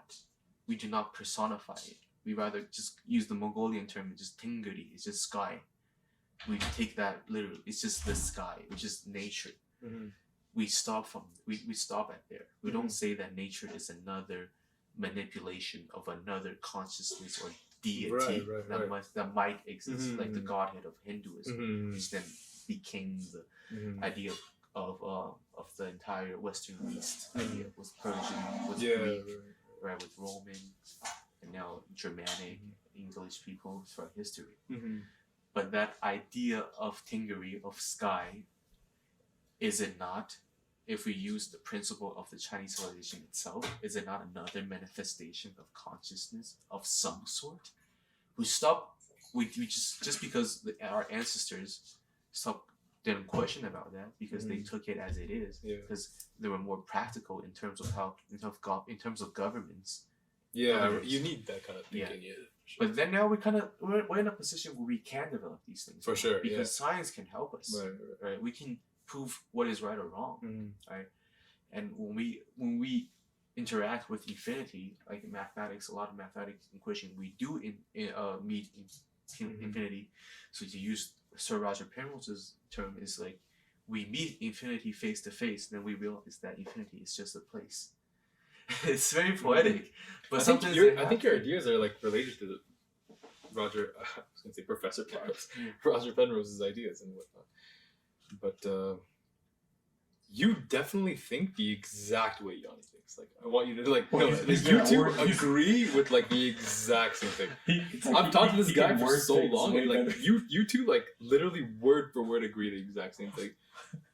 But I still agree with you 100%. No, he does agree with me too. I'm saying like the difference, like where the differences happen. You two definitely agree. Well, I feel like because understanding our concept of agreement does not lie necessarily on empirical or mathematical proving. Right. Yeah. It's more practical. Right. It's more like artistic. It's more Greek in that sense of like sensations of ethos, logos, pathos, Mhm. right? That is a very Eastern idea taken from Egyptians, which then Egyptian took that idea all the way to the Far East, to Sumeria, to China. We developed much differently, right? But you can still agree on that idea, because that is an idea of faith, and that is a core idea of Confucianism, right? The original idea of Confucianism was the idea of faith, having faith in your dad, not because he's quote unquote your parent, the biological parent, right? Like, have faith in your dad, not because he biologically produces you, but have faith that he is your dad, and from a humanistic perspective, he will love you because he's your dad. Because My dad doesn't love me. No, keep going. You know what I mean? It's I know what you're saying. It's like Confucianism. What does it say about faith? Like it just to says, the core of Confucianism, it's about having faith. Like, have faith to your emperor, because he's in that position of that responsibility, and he has the best for humanity, for your people. That might not always be the case. That's very easily, because these ideas are so abstract, so easily to manipulate it and to use it to power and dominance. But let's take that same thing as Jesus Christ. Let's take all that the byproducts, what happened to the Roman Catholic Church, what happened to the Han dynasties, the Chinese dynasties. Let's take that aside. Let's go back to the core idea, the philosophical idea itself. The same idea of Jesus Christ and Confucianism they always talk about this idea of having faith, right? Have faith of your dad, not because he biologically produces you, in a scientific phase. In scientific sense, there is no faith in that, right? Because it's just a byproduct. But in the humanistic, in the other side of the coin sense, there is faith because he loves you. He's your dad. What does dad symbolize? Father symbolize, right? Not just in a biological sense, but in a very humanistic, societal, and very metaphysical sense. It's more like you're a part of him, and if he loves himself, he'll love what he creates. Yeah, have faith in his decisions and realize that he's just human. Well, not have faith in his decisions. He might not actually know better. But to realize he's just human, right? So Confucius actually developed on these ideas very in depth, right? For example, have faith in your dad, but also realize that he's just human.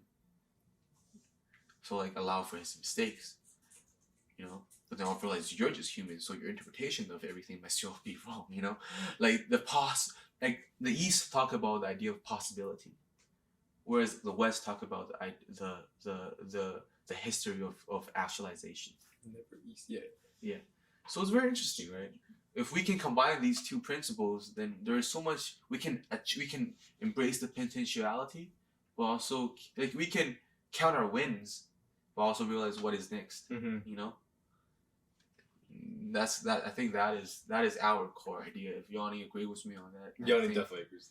Yeah, that is our. I think core you're idea. like the manifestation of what Yanni wants to say. This guy cannot make a sentence for life. I pretty much just He said, literally he's like, oh my god, talking to him is so hard. Wait, he actually does a good job decoding. Like, he's one of the few people where I can just say random Yeah, he things. says like, random shit, and I seems just to spend be- my time saying okay, what is this guy trying to say? It's like, you're trying to say this. He's like, yeah, that's what I'm trying to Yeah, say. so he's good. Go fuck A yourself. lot of people It can. took me half an hour to find that. Yeah, so we're not going against science. No, we yeah, embrace. yeah, It's for the idea sure, of for embrace, sure. right? Yeah. Like, we to the East, people just we want people of a scientific, only analytical mindset to embrace that there is another possibility, to embrace the idea of potentiality in a very philosophical, metaphysical sense, because that is to be more wise. Because sometimes you don't have to be so analytical. We are all just humans. We're not designed to be that analytical. We could. It's a good skill to have. It's a skill that everybody should polish, but it's not the end all be all. And if you take it too literally, then you realize life has no meaning. Then you go so French. That's true. That's true. For sure. Yeah. Wait, I'm curious. Well, this is kind of a derail. Do you know about Buddhism a lot or no? Like samsara? I wouldn't say so much, but yes, definitely to compare to somebody who does not. Yeah, I think more than I'm pretty both of us, diehard. Probably more than Yeah. like the samsara, like the wheel of life or whatever after. Yeah, this is like one movie I watched called Samsara. Like, have you guys watched Samsara? It's like Samsara. I watched it when I'm high as fuck. Like, it's so trippy. It's like it's made for that.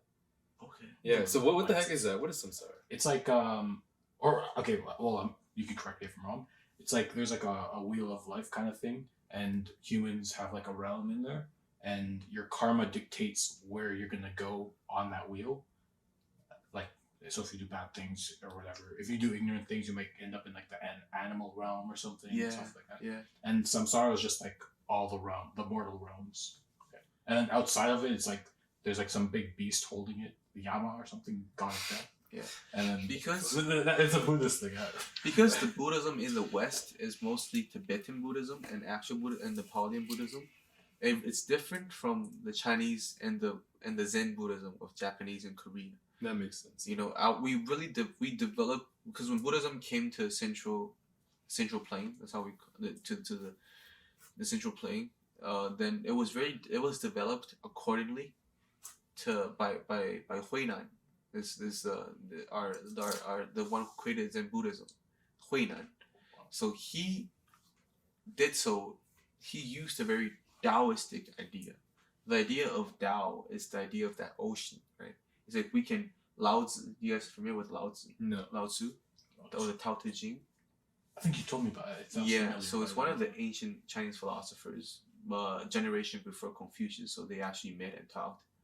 So Lao Tzu himself discovered that there is this thing in the universe called the Tao.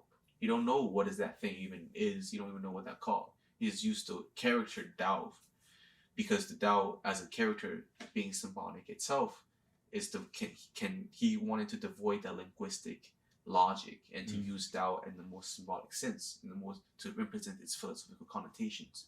And in doing so, what that really means is Tao in literal sense means the pathway, right? It means like one way you take to get to point A to point B. But the Tao that Lao Tzu talk about is the Tao that exists. So the pathway itself. The pathway, so A to B could be anything. But A to B, there is a pathway. And that pathway, no matter what pathway, how far, how long, how curvature, what its curvature, what its essence, whatever its core value is, it's a fucking pathway. And the pathway exists nevertheless. And you can never get rid of that pathway. But that pathway exists as an illusion. And then the Buddhism in China developed on that of why that pathway is an illusion. So there's a saying in Chinese of like even a mass murderer, when he drops his knife, he becomes a Buddha. I heard that. Yeah, I heard that. Yeah. But when you say the pathway, is it the pathway? Because I know the whole point of Buddhism is reduce suffering. It's pretty much get rid of suffering, right? So is the pathway the path of least suffering? That's the thing, right? It's like it's the Not pathway. path of least action. Yeah, I'm literally thinking of like Raji in this I was thinking that was. That's Which actually where, is that's where the different sects of Buddhism differentiate. Oh. Because the Buddhism is very linguistic in that sense. It uses language to become very analytical and logical, and it loses a lot of taste along the way. So a lot of people, and it can really be interpreted depending on the context and culture and history of the specific region that it became flourished at. For example, during what is the Peacock Dynasty called in English? Peacock Dynasty. No clue what that is. The Peacock Dynasty of India. No, I know what you're talking about. Yeah, but I don't know how to call it in English. In Chinese, it's just Peacock. It's literal. But English is something different. It's like the actual pronunciation of that. Sanskrit. I don't know. Yeah, but in that dynasty, the Ayuwang, the guy, that king who united India and promoted Buddhism, do you know? No. Yeah, but that I've guy, heard about it, but yeah, but you know what I'm talking about? yeah, I know exactly what you're Yeah, so but that guy, like that Buddhism is different than the Chinese and the Korean talking about. Of course, and the Japanese, Yeah. because then we had to modify, right? But the idea, the modification is that pathway. But Buddhism, being that pathway itself, being the modification itself of that pathway, wants you to know, fuck the modification. What?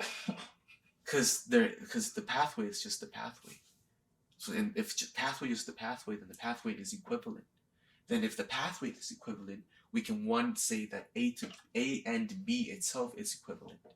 Then there is no A and B at all. It's just existence. And then Buddhism wants you to enjoy that existence in any way you can, for you to realize that existence itself is just existence and nothing else. And that is Buddhism. Are you a big pot smoker? Yeah, no, I'm serious. I'm not. Yeah, you should definitely try weed. The thing is, I can.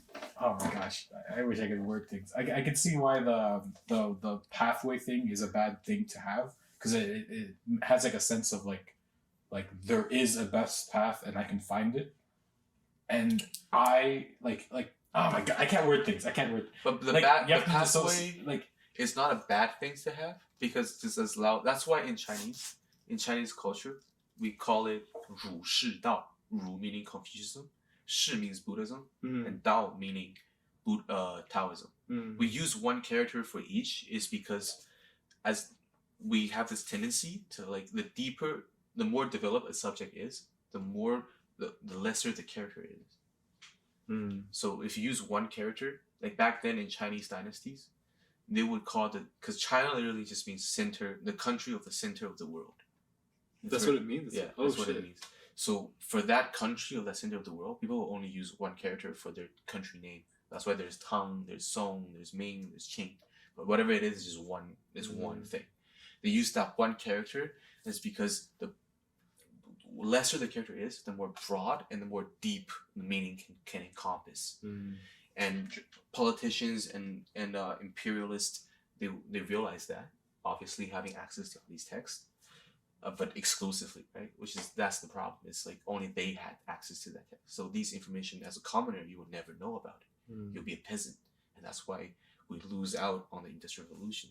It's because people had all extreme power. But politics aside, so you're definitely not a communist. I don't think anybody is. There's a communist. hesitation there. It's like I that's very like, because that it's very Western, right? Like it's impossible for somebody from the East to identify themselves solely on one specific thing, other than nationalism, which also is a byproduct, a rather negative byproduct of the West. There is no idea of nations. There's idea of kingdoms, which kingdoms are subject to the emperor, which is only one emperor, but Japan really fucked that up. Japan wanted to have their own emperor, which Japan really started out as a kingdom, but they wanted to become the emperor, which led to the actual emperor of the central country.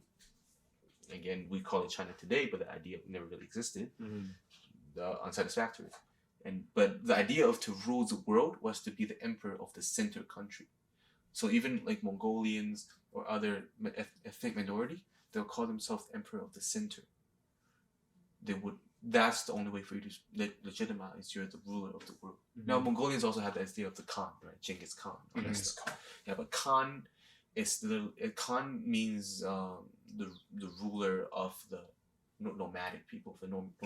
Because that they had that distinctiveness. But not going too far out, the idea of 儒释道, Confucianism. Did they change the definition of Khan to mean the ruler, or was he named Khan after he died? Khan was, he was named before he died because he achieved that, right? Oh, so okay, it was like a title each. Okay, yeah, it's a title. Oh, okay. It's a title. He has his own name. I actually don't remember too long, but the idea of Khan was merged during the Tang Dynasty, because one of Tang Taizong, so one of the greatest emperors of the Tang Dynasty, he's the one that united these concepts, because he kind of conquered everything from Kazakhstan to like Korea down to Vietnam, right? Like what year? It was like 600-ish. So in the old world, because nobody really considered Europe until the European invasion. You know what I mean? Nobody cared about them. Like they're like outskirts of the world. The center of the world was always was like Baghdad, or like Chang'an, or like these places, right?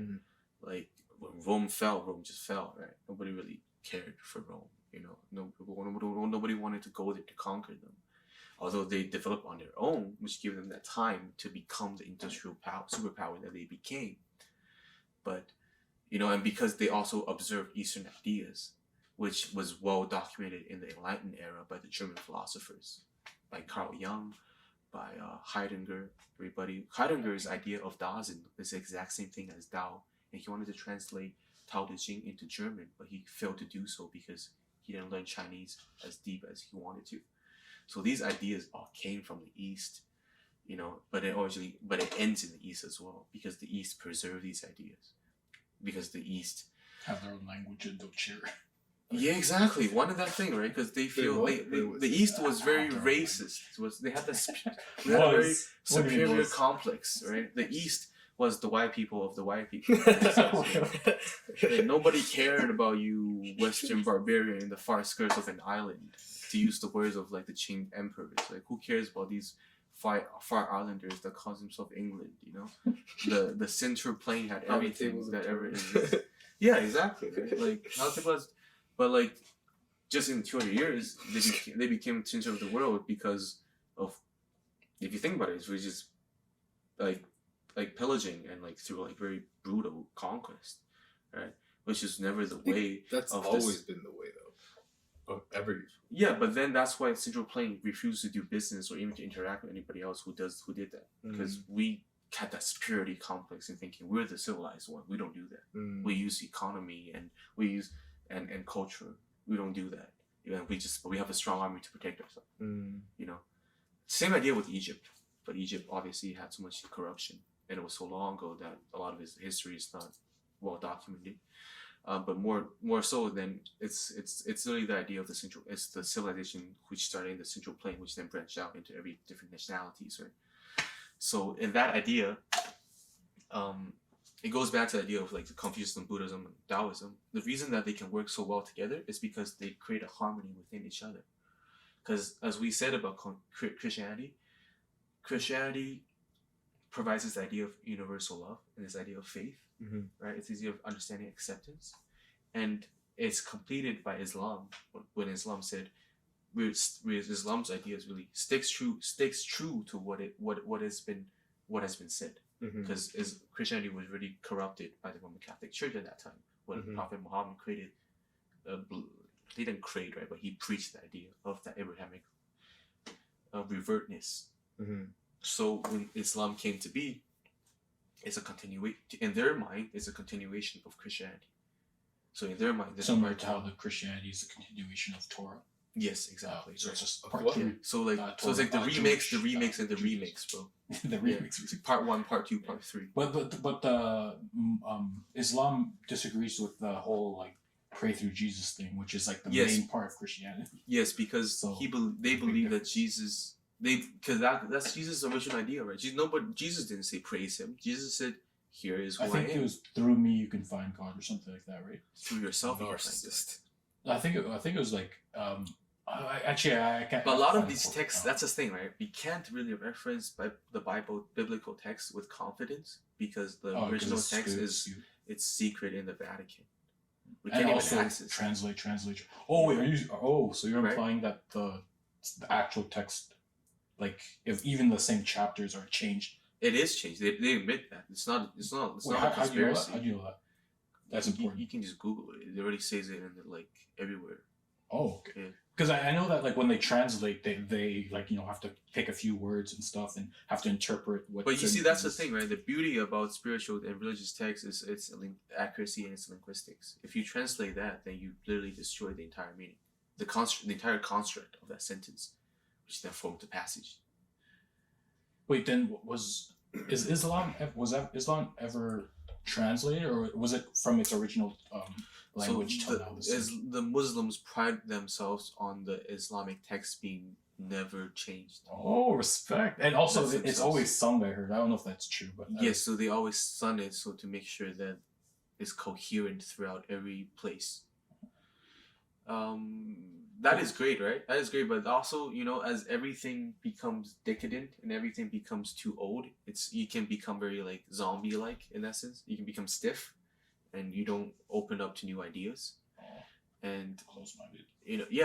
But then you always take somebody who's the least powerful during that time to become the most, because then the least powerful one is the one that's willing to learn from everybody.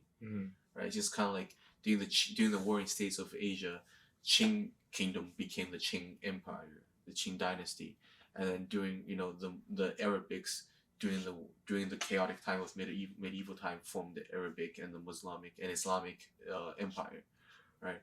The Roman being the weakest during Alexander's time, during the Greek time became Roman Empire because they learned from everything. And now we're in the same time now, but now kind of like the world has been set, right? We have 4 basic civilizations: the Indus Valley ones, which is Indian by its Hinduistic, and there's the Far East Hua civilization, which is Sino-centric, the character using ones, and we have Africa as well, but that's very. It gets kind of dark to talk about Africa because That's racist. Whoa, What do you mean dark? dark. What do you mean dark? Why are you looking at me when you said that too? Just joking. because all the colonization, man. Like African was never able to develop on its own, bro. It's really sad, bro. And always like extracted the minerals and stuff. I wonder why. Actually, no, never mind. Yeah, and the Incas and the Aztecs really got extinct already. So we lost, like, out of the 5 civilizations of the world, there's only like the Europeans, the Indians, and the Chinese, I'll call it Sino-centric in English. Those big 3 that really survived, and of course African civilization. But personally, corruption and stuff is still there. It's tough, right? Because like you have to play the game of what's popular, right? If you're playing the mainstream game, which is capitalism, and to do so, it becomes so easy to influence capitalism in Africa because of capital itself.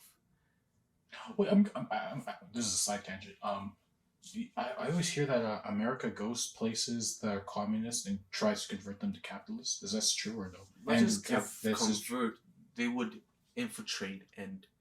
But again, right, this idea of communism and capitalism is it's very scientific in this sense, but it's pseudo-scientific because it's not actually analytical. It's political by its nature, therefore power-seeking, and therefore dominant, and therefore reverting back to that old structure in the most toxic way possible, which is imperialistic.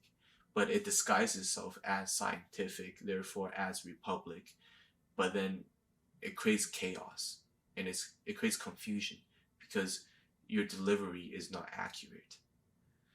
And that's a complex subject on its own, And reverting back to how did that relate to Buddhism, is that Buddhism works well in the Far East because there's really 2 things about principle. Like there's 2 sides of the coin, right? There's not 3 sides of the coin.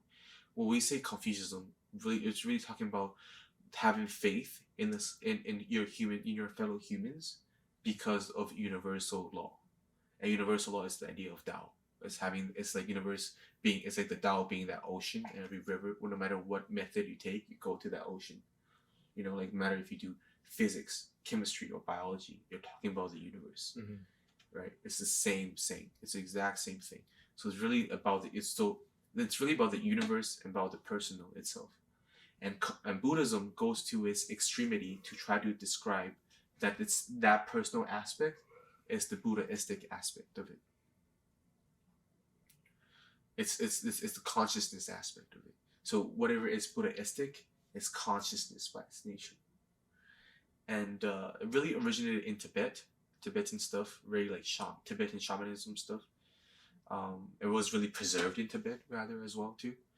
And that is the importance of Tibet in the Eastern culture. It preserved that ancient shamanistic idea of what Buddhism was trying to remind us of, but it lacked that Islamic ingredient in which serves as the ultimate warning of reverting back to what is most pure.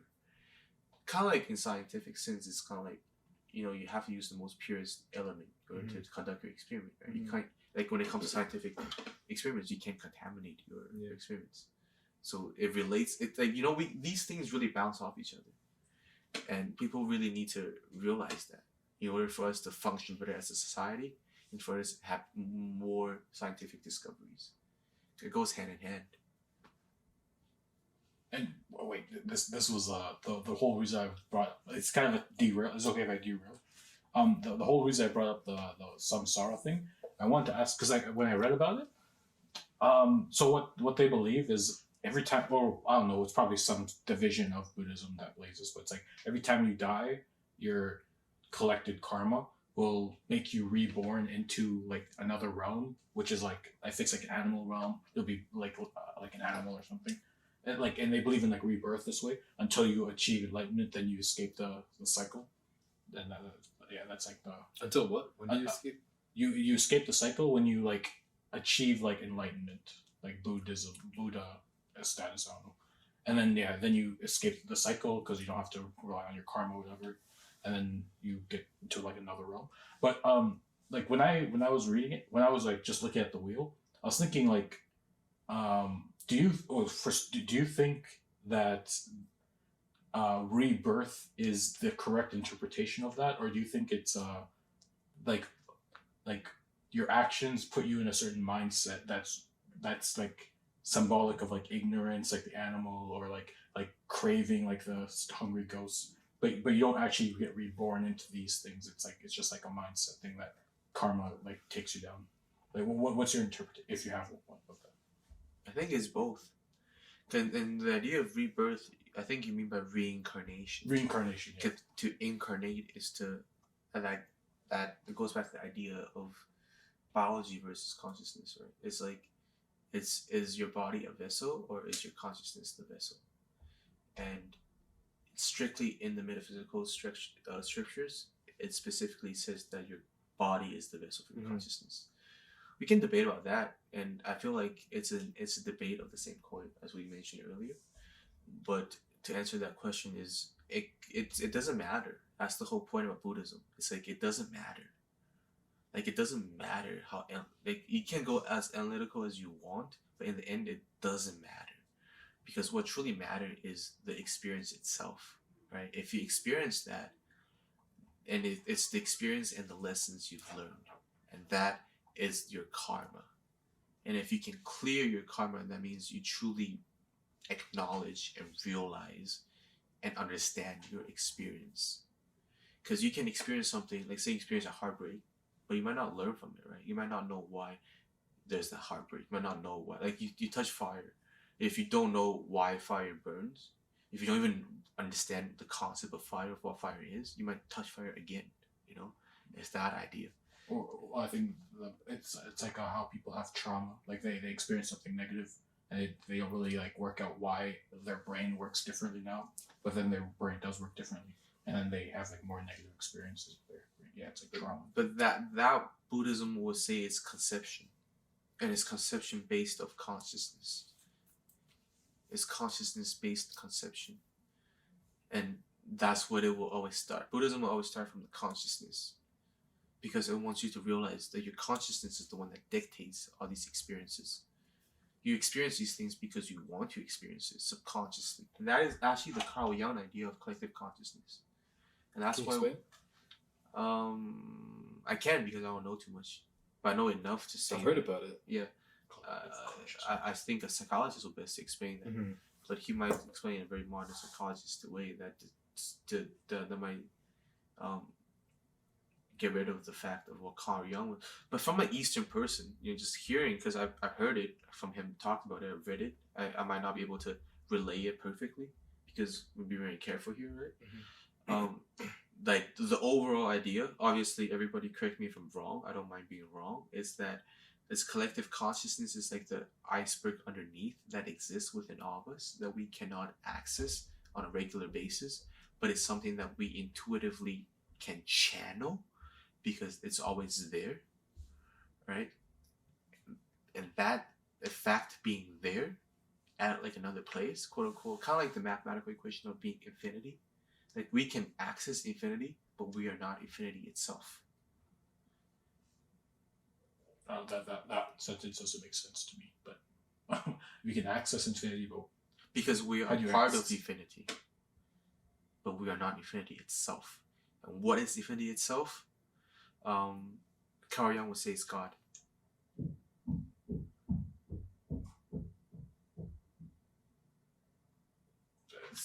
Usually I can like use intuition to feel what things mean, but just when you said infinity, it's just like my brain tried to understand physics. Like imagine Like infinity. we are in infinity.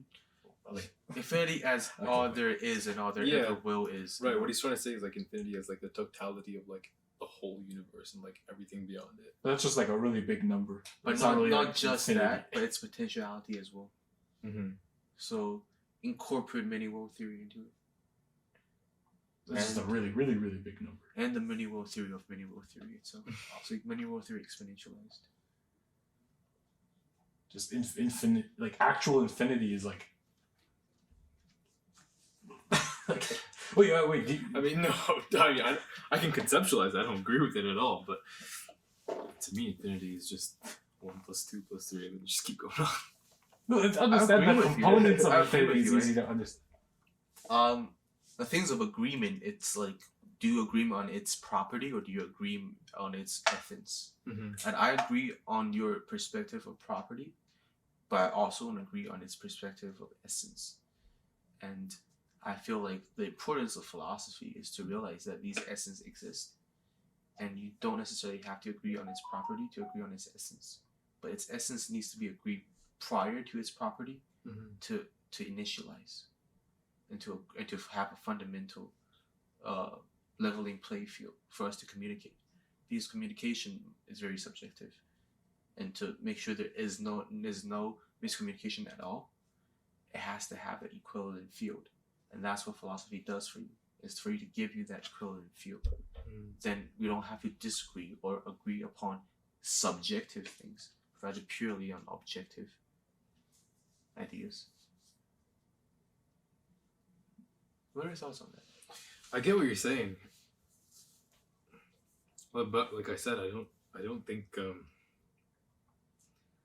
it's possible to think without like Bias? yeah, I don't think it's possible to think without one, it's not possible to think without emotion, but I think everything that's not like analytical comes from something analytical. I just don't believe in a philosophical universe. I don't believe in like Oh, so you think analytical is the origin? I think there is an explanation of everything that is non-analytical with just analytics. That's all I'm saying. But can one say the same thing where there is an explanation of analytical but just using non-analytical stuff too? I think one can make an argument for that for sure. But then that becomes a Mobius strip again that we talked about. So Yeah, so right, we can't deny the existence of No, I'm definitely not denying anything here. No, I can't deny anything like that. Then what is the disagreement on that?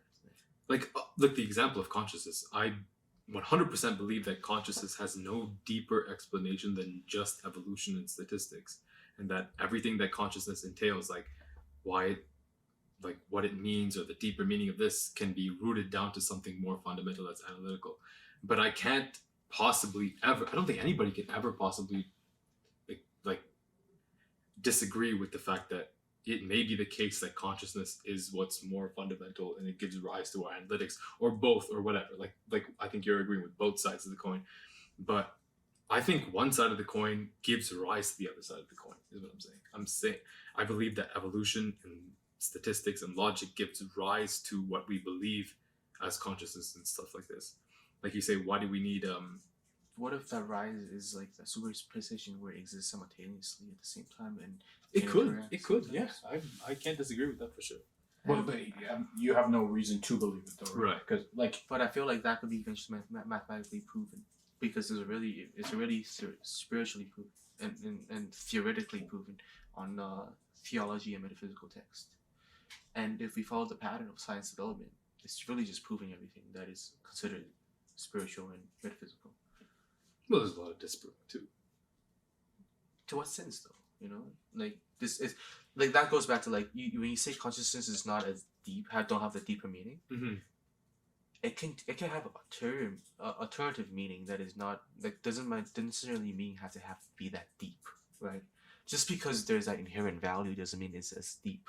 Like I feel like the deep is very subjective. Mm-hmm. To say it's deep, it's kind of like to say mine is more superior. This is superior to that, therefore much deeper. Mm-hmm. But what if it's just equivalent? You know, like there is nothing wrong with statistics and evolution. What if it's just equivalent to the idea? Well, I understand your perspective for sure. Yeah, the both sides of the coin, but I just don't see a reason to believe in one of the sides of the coin, but I see very good reason to But you believe in just one. science, Yeah. so you do believe in that side of the coin. Right. I said I don't see the reason to believe in one side of the coin, but I see a reason to believe 100% in the other side of the coin, which is science. I think the other side of the coin, it just what I think. I think the other side of the coin is completely explainable by the one side of the coin.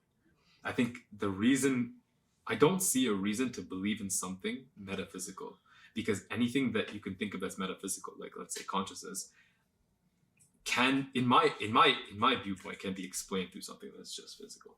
I agree. But I feel like everything that is physical can also be explained. Yeah, by you're the going symbols. both ways, right? You agree with what I'm saying, but you're also going. Well, no, you Because I can experiment with it and determine that exists. You know, like what? like when I was talking to Yanni about it, it's like we can. There's a lot of examples. I don't really, like, let's just say the laws of electromagnetism, right?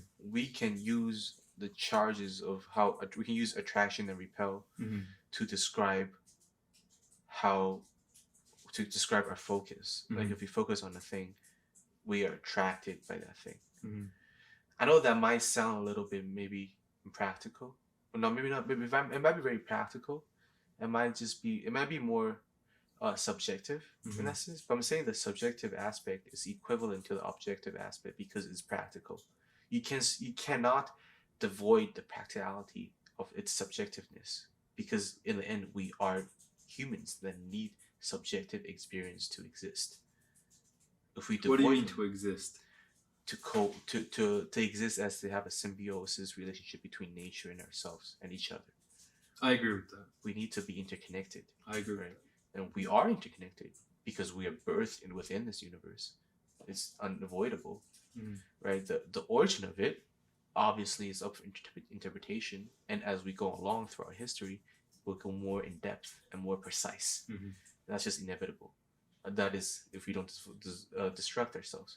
But our behavior is really starts with our consciousness, and the motivations of our behavior, I think, is also the motivations of the universe. But that is determined upon our understanding of the universe, which is a mirror of the understanding of ourselves. You know, like I know what you're saying. They go so much hand in hand with each other. Like if one step misses another, in one step we miss one hand and the other hand, then we're missing out completely on a lot of things. And this is we have to approach these things very cautiously, right? Because we completely agree with each other, and I know you might be disagreement in the sequential aspect of it, right? Because you think one arises from another. I also agree with that. But because I agree with that, I say one arises from another. But according to Buddhism, that's why I wanted to explain Buddhism. It's like, so use Buddhism as an example. A and B does not matter because B is A is B. No, so, I definitely get what you're saying. You know what I mean? Yeah. So like one does arise from another, but it doesn't matter which one arises from which, because they do arise from each other, and that's the whole point we have to worry. And because we are limited in our computations, right? We're not our places even. We cannot computate outside of our universe. No, for sure. Yeah. You know? Yeah. Wait, one thing I don't know if you agree with. You don't agree that the physical world, I mean, the physical science explains everything, including metaphysical science, right? I think it does. No, he says it does, but you can go the other way around too. Yeah, he used metaphysical to explain everything that's physical as well. I think it's so. If we give it enough time, you know. But remember how you mentioned this is like a conversation we had last time. It was like you said you don't believe consciousness is an extra dimension, but an extra dimension can't be represented by the physical sciences of this world. It could be a shade, because then I have to bring painting, artistic or drawing aspect in it. Because when it comes to aesthetics, right, when it comes to how you manipulate light or how you portray light, light is limited by its portrayal because it's limited by its frequency. Just as a shadow, it will always be a shadow. It will never more than a shadow because it's limited by how a shadow can manifest as itself. Whereas how we as three-dimensional or three-density beings, we can only manifest our consciousness to the biggest capacity that we can within this dimension.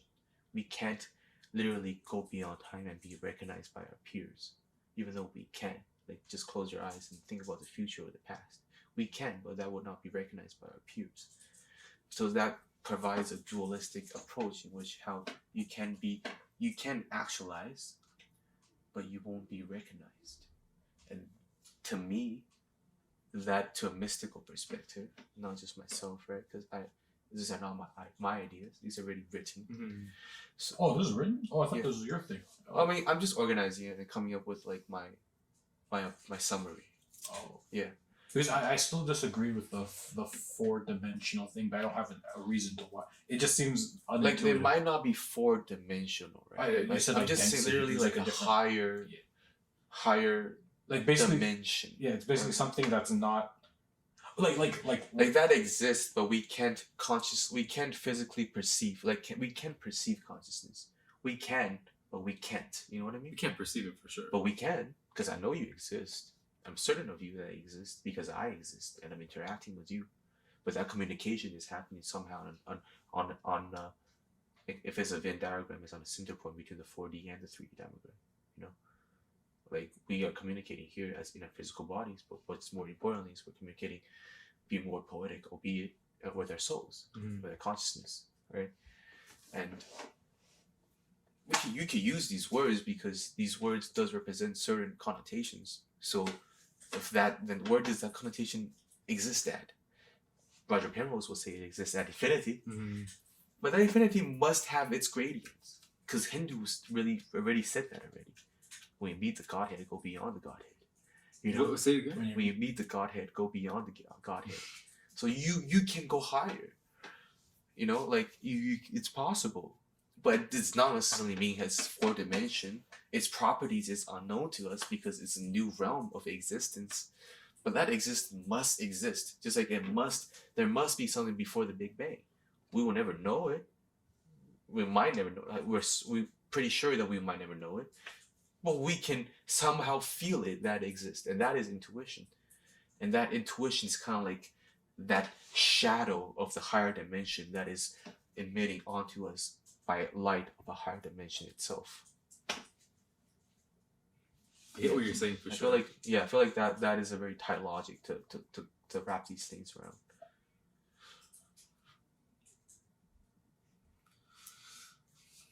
What do you have to I say? need to think about it.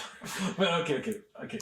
I have the words in my head. I have to sit down and think, because like when you said the thing about how you guys are communicating, but it's like what's called, it's like 3D and 4D thing, because what's called, it's like two different consciousness, but you can't see his consciousness, but you can observe that he's acting, whatever. I was thinking of like when I look at a color, it's just like photons, but my brain is doing something to make me like be able to perceive a color, and like the same way that when I think of an image in my head, whatever, and I can see the image, it's just my brain doing certain wiring things for me to like project some image.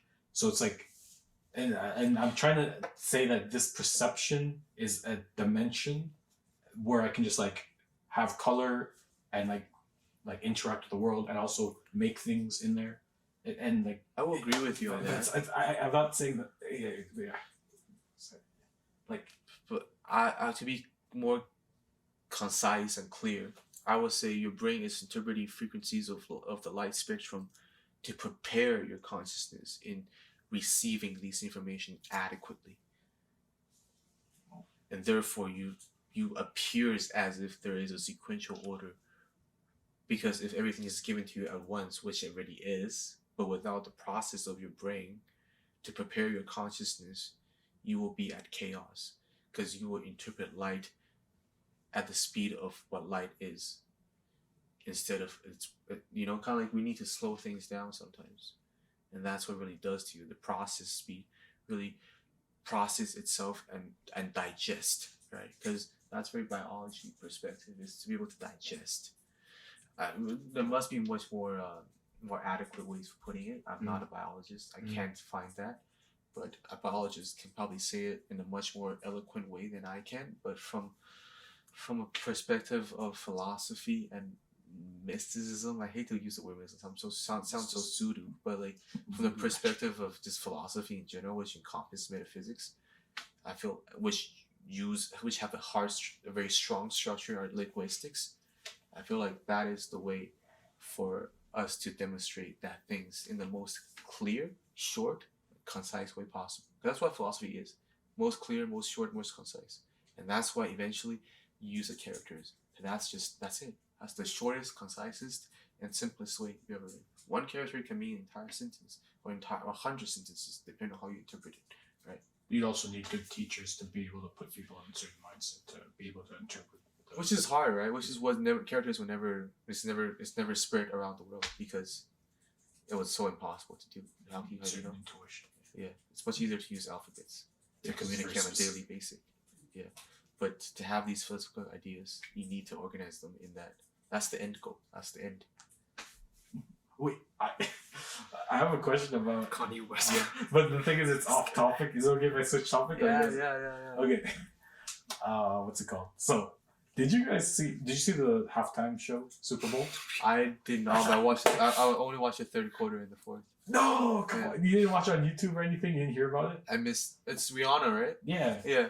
She was pregnant and she was performing. Okay. So, well, I guess if you both don't, you didn't see it. Right? No. Basically, she was playing on like a floating stage. Okay. So, Off? Oh, okay. Oh, it's full? Oh, okay. I think we're done now. All right, we're done then. Okay. Yes, that's it. All right. My- All right, man. Good job, brother. My Thank theory- you guys so much. Yeah, thank you. What the Thank you. Oh, did it Thank you. stop recording? I think yours ran out of storage and stopped recording. Yeah. How long was it off for? Yeah. That's phone slow. What was that? That's fun. That's like 3 hours, man. Wait, that was what? How long was it? Yeah, that was 3 hours, Yeah, man. that's crazy. 3 hours. Whoa, time